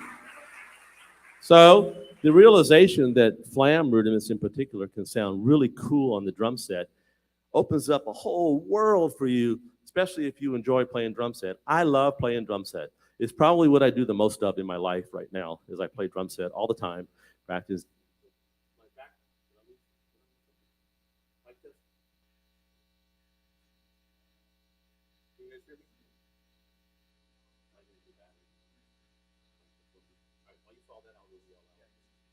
Okay, I'll use my big boy voice. Can you guys hear me?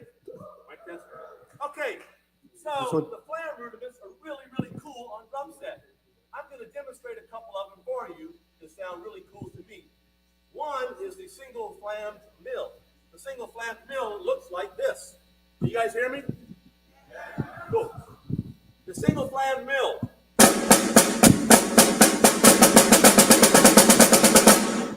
Okay? It's like a flam tap left, right. Flam tap. You guys hear me now? Can you hear me now? Can you hear me now? All right, awesome. So the flam tap left, right. That's the single flam mill. It's one of your 40 PAS rudiments. You put that on a drum set, maybe right hand on a hi-hat, and put a mambo pattern on the bass drums. Flam mill, flam mill.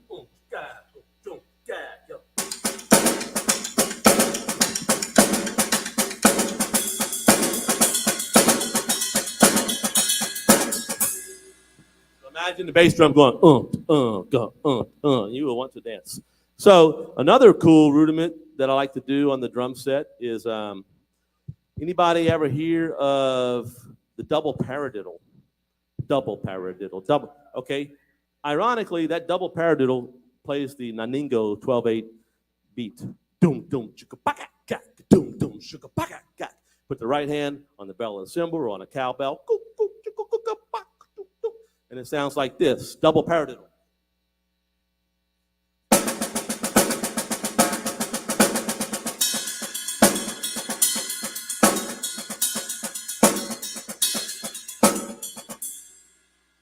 So, you know, you get some quarter notes going on, dotted quarter notes on the hi-hat. And then you put the that's a very cool beat. I'll do one more for you. Anybody ever hear of a hybrid rudiment? Okay, they're also called compound rudiments. One thing people like to do after we started experiencing the grid and learning about the grid, where you can take 16th notes and move them through every partial. 1E and a 2E and a 3E and a 4E and a 1E and a 2. After you can successfully maneuver an accent through every partial of the 16th note and every partial of a triplet, then you can start adding ornamentation on any partial. Ornamentation would be a flam, a drag, or a press, or anything your imagination can create. So somebody, the rumor has it, Paul Stivitz, the guy I went to North Texas with, created a thing called the book report. Anybody ever hear of a book report? All right, so if you know the paradiddle, you can start messing around with the paradiddle by adding some stuff to it in the grid. So what I'm going to add the stuff to the paradiddle is the third note will be a grace note, a flam. So now it sounds like this, para flam tap, or choo-choo. Okay, that sounds pretty cool on the drum set if you put a mambo pattern underneath. I'll play some choo-choos for you.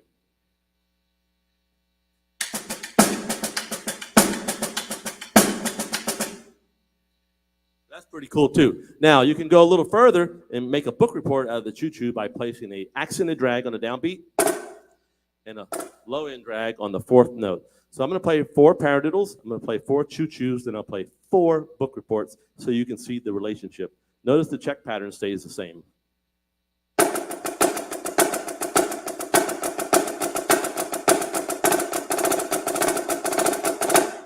That's pretty cool. So we're only limited by our imagination. You could come up with a rudiment, just start messing around with stuff. So back to the stroke types real quick. Rebound, control, tap, up. A lot of times in clinics, people ask me about finger development and when to use fingers and all that. So what I'm going to do is take you through my personal exercise that I believe in using all the limbs, all the levers that I have. The loudest, slowest one is the shoulder. The next loudest, slowest is the forearm, then the wrist and the finger.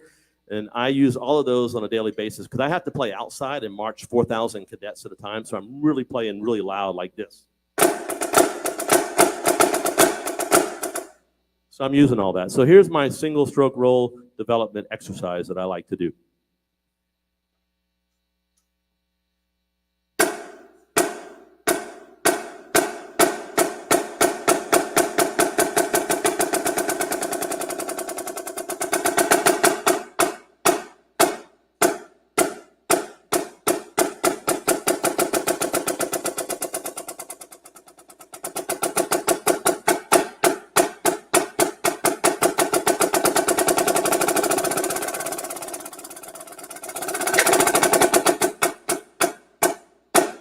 That's the single stroke. Thank you.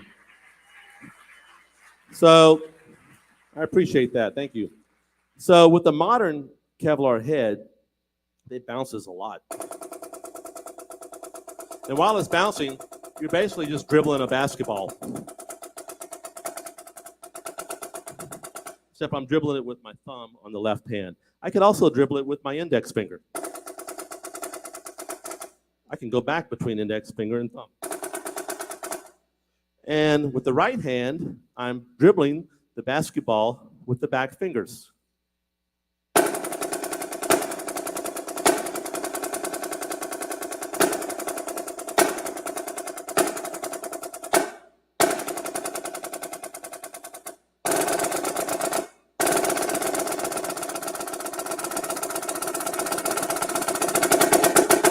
So getting in harmony with the rebound. Thanks. You want to make sure that you're getting in harmony with the rebound, just like dribbling a basketball. You got to get out of the way.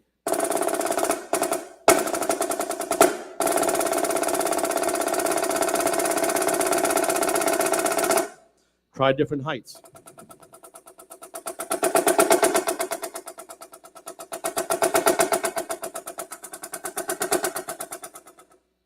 And that'll develop your single stroke roll. One other technique that I use to develop the single stroke roll, besides doing this exercise, is building, like adding.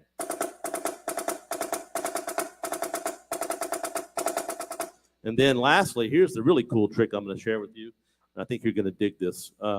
You take a pair of innovative percussion bundles or some other brand of wooden dowels and you turn them backwards and you play them on your forearm because it develops your wrist and your fingers. So here's my technique for doing that.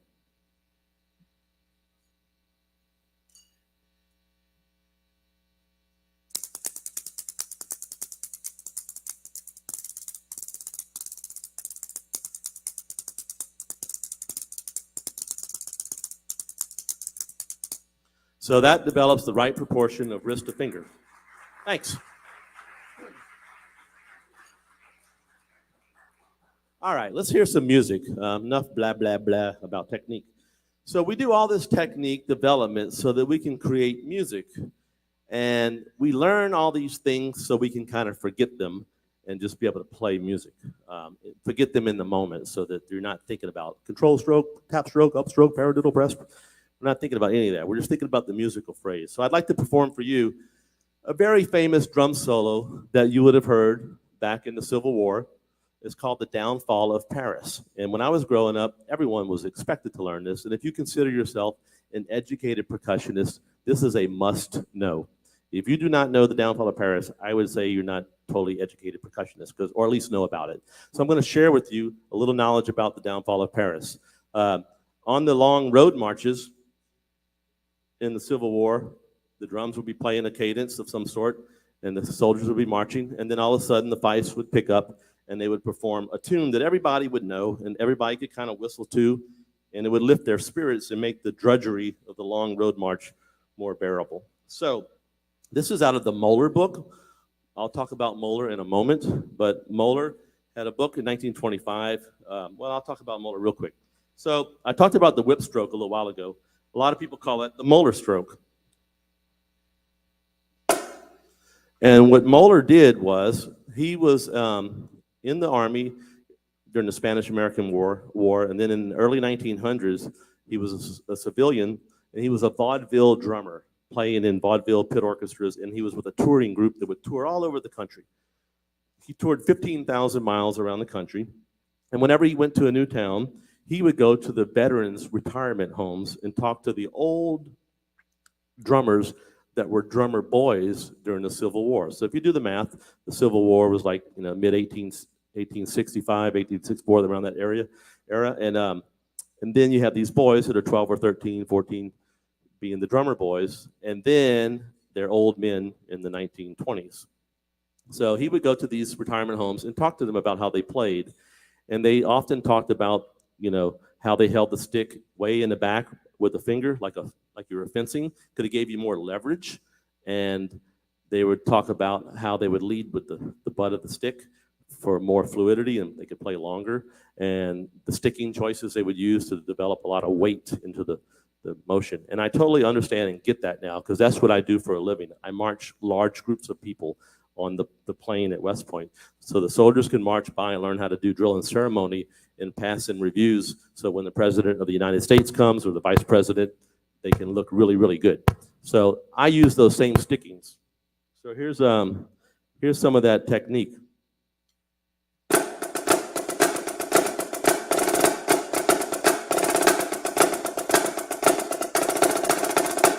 now I'm going to play The Downfall of Paris, which is from that time period of the Civil War, with a recording, and you will hear how the melody goes of the rudiments are creating music. So now we're linking rudiments together beyond just signals, and we're linking them together to mirror the musical phrase of the fife. In this example, you will hear things like lesson 25s. You will hear 7-stroke rolls.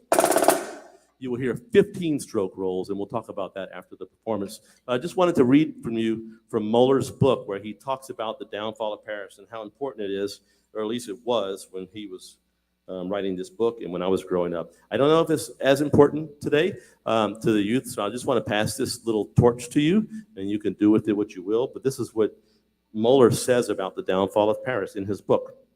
The Downfall of Paris is one of the most ancient and perhaps the most famous of beats. It has always been the pride of school drummers not only to play it so it sounded correct, but also to beat it in the prescribed way. When drummers from different parts of the country get together and drum such beats as this with perfect uniformity, they prove themselves worthy brethren. The author finds in his 15,000-mile trip around the United States in 1925 that there are hundreds of drummers with this accomplishment. And when they meet, it is the beginning of a lifelong friendship. So a lot of drummers, at least where I live on the East Coast, they get together with these rope drums at these musters where all these ancient fife and drum corps get together, and they love to play The Downfall of Paris. I'm going to play it for you right now. Always protect your ears. Gilbert? Hey, Gilbert, you around? I got a to play the Downfall of Paris. Okay, when he gets back, I'll play the Downfall of Paris. Somebody please find Gilbert, and I'm going to talk a little bit about Moeller while he's gone. So Moeller was a gentleman that during this vaudeville time period, there was a lot of people in the drum community were getting concerned that all the rudiments were getting lost because you have this new vaudeville and they're playing music to some of the silent movies and such and doing shows. And they weren't really using a lot of rudiments on the little trap set, the contraption set. So people were getting concerned that the rudiments were getting lost. And so there were a group of men that got together and they said, hey, we got to try to preserve these rudiments. So Moeller decided he was going to do a big publicity stunt. He was going to march with a drum from New York City all the way to Boston, 250 miles. And he was going to march 25 miles a day playing. And he was going to arrive 10 days later in Boston to judge the World Championships of the Fife and Drum Corps activity. So it was a big publicity stunt. It was in the newspapers. He was really showing us, doing it so he could show that his fluid technique of Moeller playing could be sustained for 250 miles. Like he wouldn't get tired or anything. So there's something to be said about the fluidity of breaking up the motion among your levers and not getting overly tired. Okay, anybody find Gilbert that we can play Downfall of Paris? If not, we're going to move on. Anybody have a certain question or thing you want me to do before I move on to the next idea? Oh, Gilbert's here. Ladies and gentlemen, Gilbert. All right, so awesome. You know, I'm gonna share something with you about Gilbert. You know, oh, whoa, wait.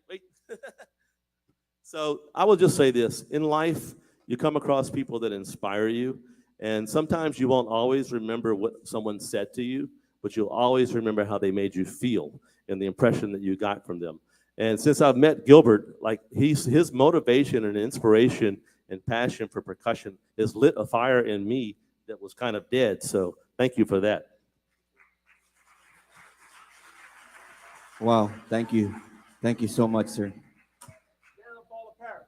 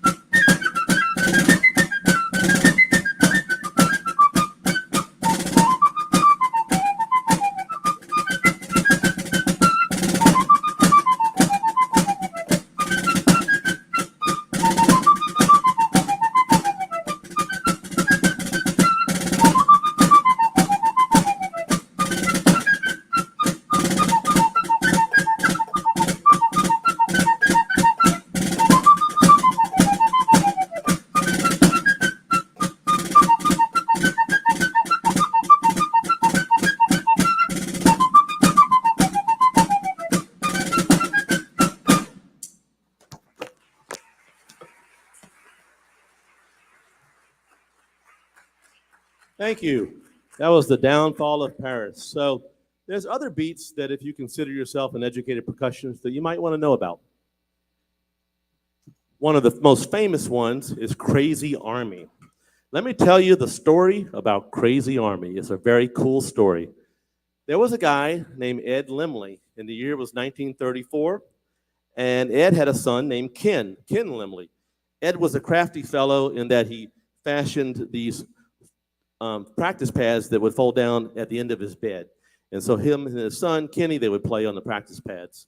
And one night he was listening to his crystal radio, and he picked up an Irish jig on the radio in 1934, which would be common on the radio. And you know how we all drummers would like to sit there and jam out when we hear something cool on an iPod, radio, whatever, and we start making up beats. Well, he was making up this really, really cool syncopated beat, which was really unheard of at the time. It was very different. Now think about what was going on in America at that time. You have New Orleans, the creation of jazz and the contraption, the trap set, and jazz coming off of the funerals, the second line, oh, when the saints. And then that turned into ragtime and jazz, and all those influences of syncopation and swing were developing. Well, he started developing this really cool beat called Crazy Army. And so at 2 o'clock in the morning, he heard this beat. He heard this thing on the radio, and he started making a beat. So he was really afraid to go to sleep because he thought he would forget it. So he woke up his son, Kenny. Kenny, wake up. I got to teach you this beat. And so he taught Kenny the beat at 2 o'clock in the morning on the end of the bed while the mom was trying to sleep. So I would imagine, we need to thank her for not telling them to stop, because we wouldn't have Crazy Army. So I'm going to play Crazy Army for you. It's a really cool beat. I'm going to play it real swanky and syncopated and almost swung, because that's the way I like to do it. And that's my interpretation. But other people have interpretations too, like Steve Gadd, the great drum set player, Steve Gadd. He plays Crazy Army on the drum set. You can go on YouTube and see him developing it and turn it into a whole drum solo. And even on the recording, like Legend and One-Eyed Sailor. And then the Blue Devils used it back in the 70s, and they used it again a few years back. And then the Santa Clara Vanguard was using it in the electric wheelchair. So when you hear it, you'll be like, yeah, I think I've kind of heard that before. And it's called Crazy Army. The interesting thing about Steve Gadd is he was taught by Bobby Thompson, and Bobby Thompson also taught two of my teachers. My teachers were Marty Hurley, who was taught by Bobby Thompson, and my teacher was Dennis DeLucia, who was taught by Bobby Thompson. Dennis DeLucia was also a Hellcat at the United States Military Academy at West Point. So here is Crazy Army, very famous beat.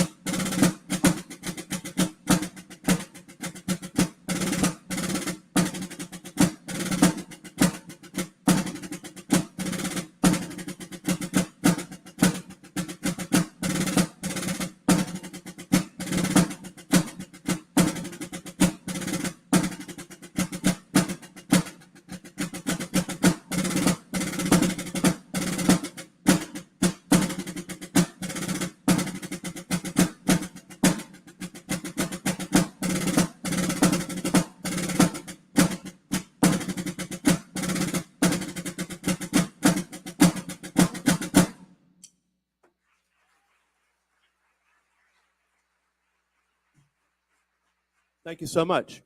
All right, I'm going to do a time check and see where we are, because I got some really cool things I want to play for you and tons of information to share with you. So just going to consult my note for a moment. Get back on track. So that was Crazy Army. Please look that up on the internet. It's all over the place. And the Old Guard and the Hellcats. The Old Guard is the part of the Army too. They're the ancient fife and drum corps that wears the powdered wigs and the red coats, and they're the escort to the president in D.C. And we got together, the Hellcats, my group, with the Old Guard, and we played Crazy Army, and it's on YouTube, so check that out.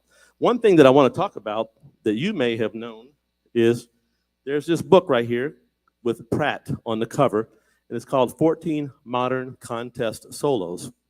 And the cool thing about this book is the cover of the book has a picture of Pratt in the Hellcat uniform. So it's the same uniform I wear today, and I actually serve in the exact same position that Pratt served. So I'm kind of like the modern day Pratt in that I'm also in charge of the Hellcats and teach the drum section and the bugles and the piccolos. So the thing about Pratt that I want to point out is he was a poet. He was an English teacher for decades after he got out of the Hellcats. And if I just want to encourage you to start thinking about Pratt solos when you write them as poetry, because that's why he phrased over the bar line and did these deceptive cadences and created all this tension into release, because it's really like reciting poetry. So one of his most famous ones in the book is the Drum Corps on Parade. And I like to just sing these like I'm delivering a recitation of poetry.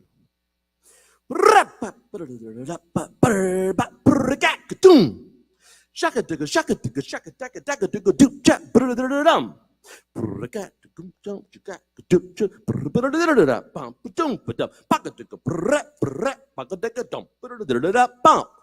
So there's breath marks, there's phrase endings, there's half cadences, there's full cadences, half phrases. And so I think that when you drum rudimental stuff, especially Pratt, you have to almost think like it's poetry, or you could think rap. I'm just using a different language. So I'd like to play Drum Corps on Parade for you, because it's probably the most famous one out of the book. And then you can get it on a nice video. And when you go to play it for solo ensemble, you can maybe reference this. You can also go on YouTube and check out a recording of the Hellcats playing Drum Corps on Parade. And we actually added a bass drum part to it. We created a bass drum part. And I have that. So if ever you want to play for solo ensemble, a duet with your buddy, and that person plays bass drum, you could play that at solo ensemble. Just email me and I'll send you that bass drum part. Here is Drum Corps on Parade.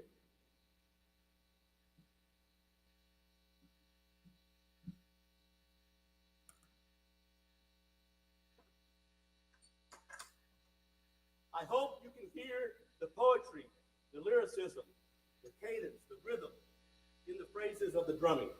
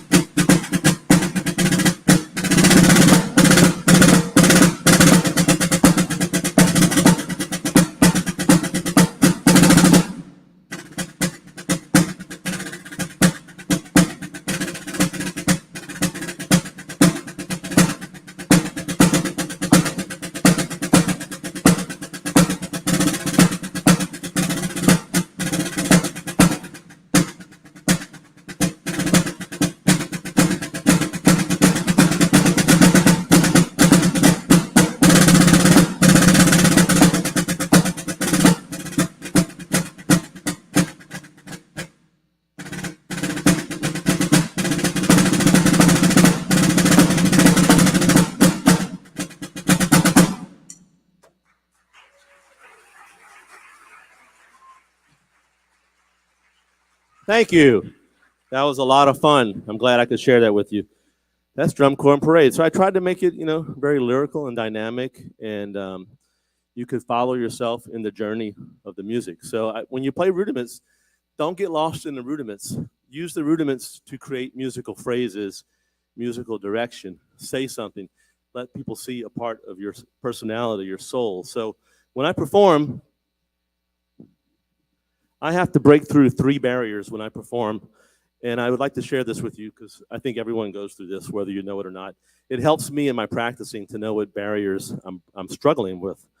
So when you're playing a piece of music, the first barrier, one of them, is just the physicality, the physicalness, the technique, the levers, the fingers, the wrist. Working through all that, the heights.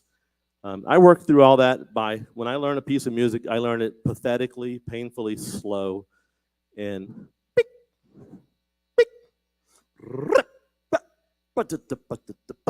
and I never, ever allow my hands to learn it wrong. My hands can't play this wrong. They've never experienced playing this wrong because I took it at a very slow tempo that I could successfully play it perfect. So find that tempo. Everyone has that tempo. For me, it's usually 60 beats a minute. And then depending on how much time I have in my practice session, I will say, okay, I have an hour and a half. I'm gonna try to go jump up 1 beat a minute. I mean, 1 beat every time I run through it, if it's satisfactory. Or if I don't have a lot of time, I'll jump up 2 beats or maybe 4 or 8. Depends on your practice length. But I know after an hour and a half, like I'll get it up to tempo to 120, and it's gonna be pretty flawless. It's gonna be on command 24/7, and I'm not worried about it. So to me, stress is for the unprepared. So if you don't wanna be stressed, just over-prepare. So I have to break through the physicality of things. I do that with my orchestral excerpts, anything that I'm working on, slow to fast. That's my method. It's super tedious, and it takes a tremendous amount of focus, and it's probably not for everybody, but to me, that's what works for me. So you got to find out what works for you. The second barrier that I break through when I perform music is the kind of the emotional, spiritual feel, groove, pocket. So what style of music is it? Is it a dance piece? Do I need to develop some sort of groove or feel? Is it a 12/8 feel? Is it a saraband? Is it a Spanish flamenco dance? Is it what genre, what idiom, what style?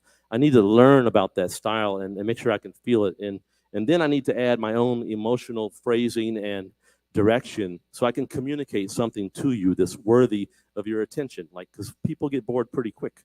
So I want to make sure that I'm giving you part of me through my music so that you can maybe be inspired, or enjoy it, or be entertained. So that's the emotional, spiritual side. And then there's the intellectual side, like understanding the music, the history of the music, the mathematical rhythms, the quantized rhythms, the metric modulations, like understanding intellectually what you have to do.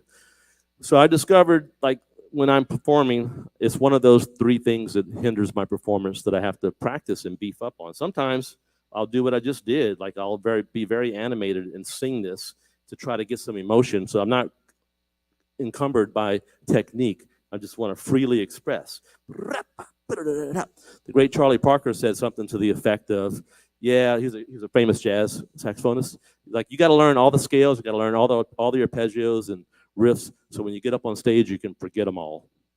Okay? And that's what I try to do. Like, I just play. I'm not thinking about anything except the message that I'm trying to deliver. All that other stuff was taken care of in the practice room through repetition. So learn all this stuff so it becomes second nature so you can forget it. Okay, let me see how we're doing time. I've definitely got a yes, request. Oh, request in the house.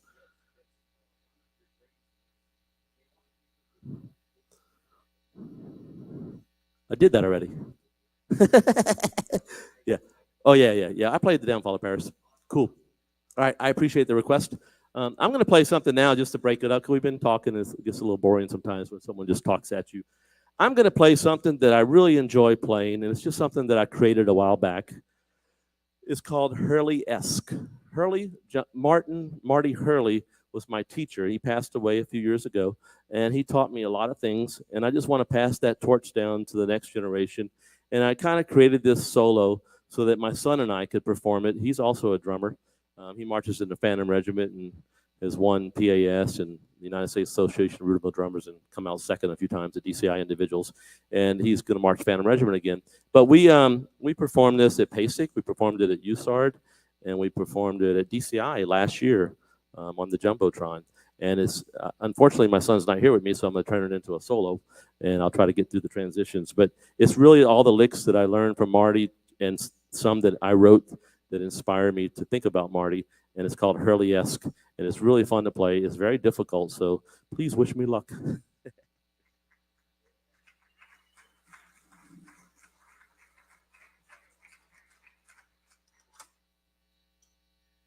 for you, Marty.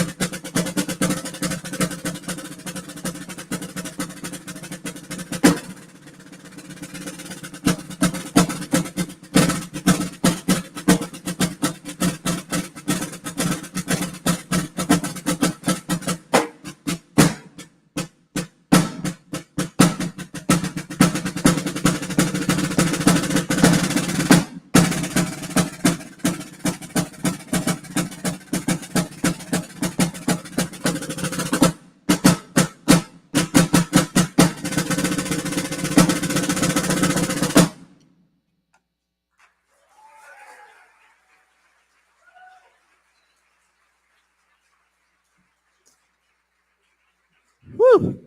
Yeah, that was fun. Okay. It's 11:57. You want to go about to 5 after or 10 after? Or? It's up to you. Okay. All It's right. up to you. Catch If my- I can make a very short and quick announcement, guys, as soon as he's done, we're gonna break for lunch. We have the administration has gracefully allowed us to open the cafeteria for you guys. So if you just walk straight through the parking lot that way, the doors are open. That's the cafeteria, the building east of the campus, right? The doors will be open, and you guys are welcome to go in there and have your lunch. Yes, thank you. Okay. You guys want to hear more drumming or more talking? Talky or drummy? Drummy? Okay. All right. So I'm about to play something that I've never played for anybody before. And yeah, it's difficult. And I met a gentleman in Connecticut named Paul Cormier. He's in his 80s. But he was a rudimental icon and still is in the Connecticut fife and drum corps scene. And I went and took a lesson, and he showed me this solo, because we were talking about individuals, competitions, and stuff. And I used to compete when I was, a youngster. I won the DCI snare drum individuals, and the Drum Corps Midwest individuals, and the Percussive Art Society individuals, and the Drum Corps Associates individuals, and I also won the PAS orchestral snare drum competition, as well as the mock symphony audition. So I was really into like competitions and trying to, better myself through the vehicle of competition, to pace one another on the road to excellence, using competition as that tool. So he was talking about that he won individuals in 1964. I was like, whoa, I wonder what he played. So he pulled out his solo from 1964. And I really have, I have his handwritten part right here, and we played through it in the lesson I found it to be pretty challenging, and I was really amazed that 1964 people were thinking like this. So I'm going to play this for you, and I say all that because when I met him, I just immediately felt like the way I felt around Marty Hurley. Like, here's someone who really has paved the way and has paid their dues and can really play. He's in his 80s. He could play just as well as anybody you hear. So he could play this right now probably better than me. So I'm going to play it for you. I've never played it before anybody. In the competitions in 1964, they did them in stanzas. What that means is there's 6 stanzas or verses, and they each repeat, and you have to play the repeats, and you're trying to play them exactly the same way so the judge can evaluate your consistency. I'm not going to do it that way. I'm going to play it a little more musically and take some liberties with my dynamics because I don't like to play things when I repeat them the same way. Generally, as a musician, when you repeat something, you should offer something new and different. In the 1964 time period, the person would come up on the stage and they play the mama, dada, long roll, open, close, open. And then they would draw another rudiment out of the hat, the rudiment of the day. You didn't know what that was. You were kind of hoping you did not get the flam paradiddle, because that's a hard one. And I will say, playing on a road drum is kind of hard. It's not as easy as playing on a surface that bounces. You really got to dig in. And I'll talk about that road drum in a minute. It's a beautiful Dave Loyal drum. But anyway, this will be in stanza format. The competition tempo was 110. I can play it at 110, but I'm feeling like 106 today. And I have the pleasure of telling you that this solo is now available in modern notation as of like the last couple of weeks through a book of Paul Cormier solos that we've untreasured, and is published through Pulsa Musica.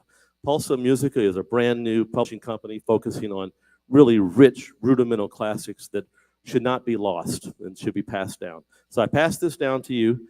The name of the solo is simply 2/4 drum solo, because back in the day, when you were in competition, you played a 2/4 drum solo and a 6/8 drum solo. This was Paul's 1964 award-winning 2/4 solo.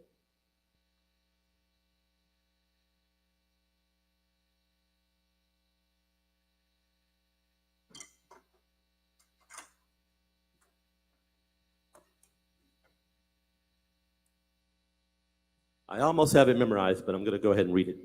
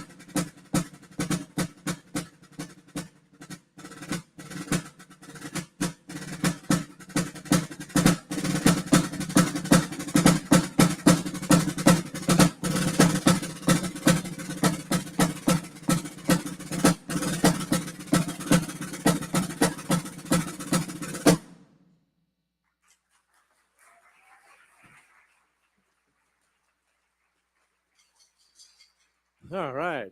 Thank you. Thank you. Thank you. Thank you. Thank you. Thank you.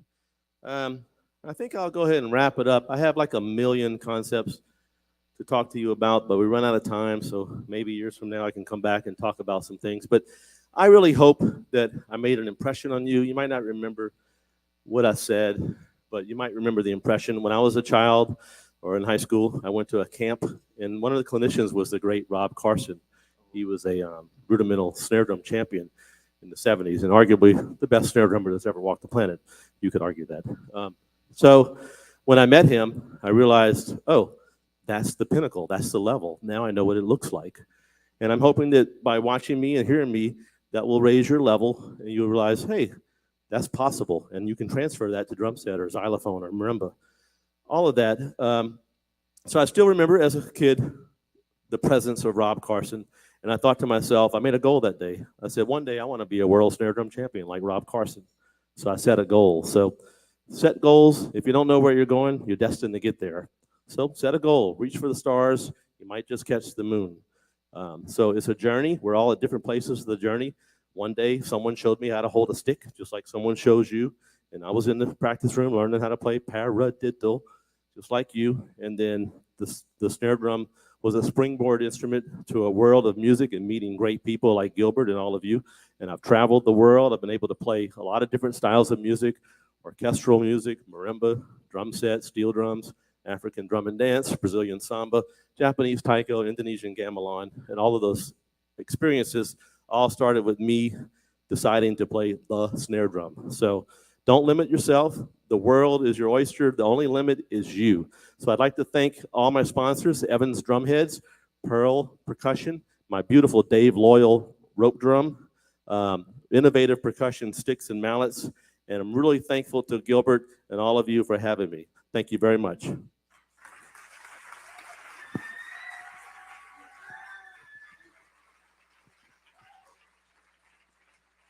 It's been a pleasure, and an honor, sir. When the word started to get out about you coming here, it was rave. Students, teachers, they were all ecstatic about you being here. You have seriously made a dent in the education of percussion in South Texas. Thank you so, so much. So, oh, thank you, thank you, thank you. So, what do you think of the first half, guys? What do you think of the first half? Yes? Was it worth it? Okay, FYI, the way we scheduled it, it gets better and better and better and better and better and crazy good and so on and so forth. Guys, see you after lunch.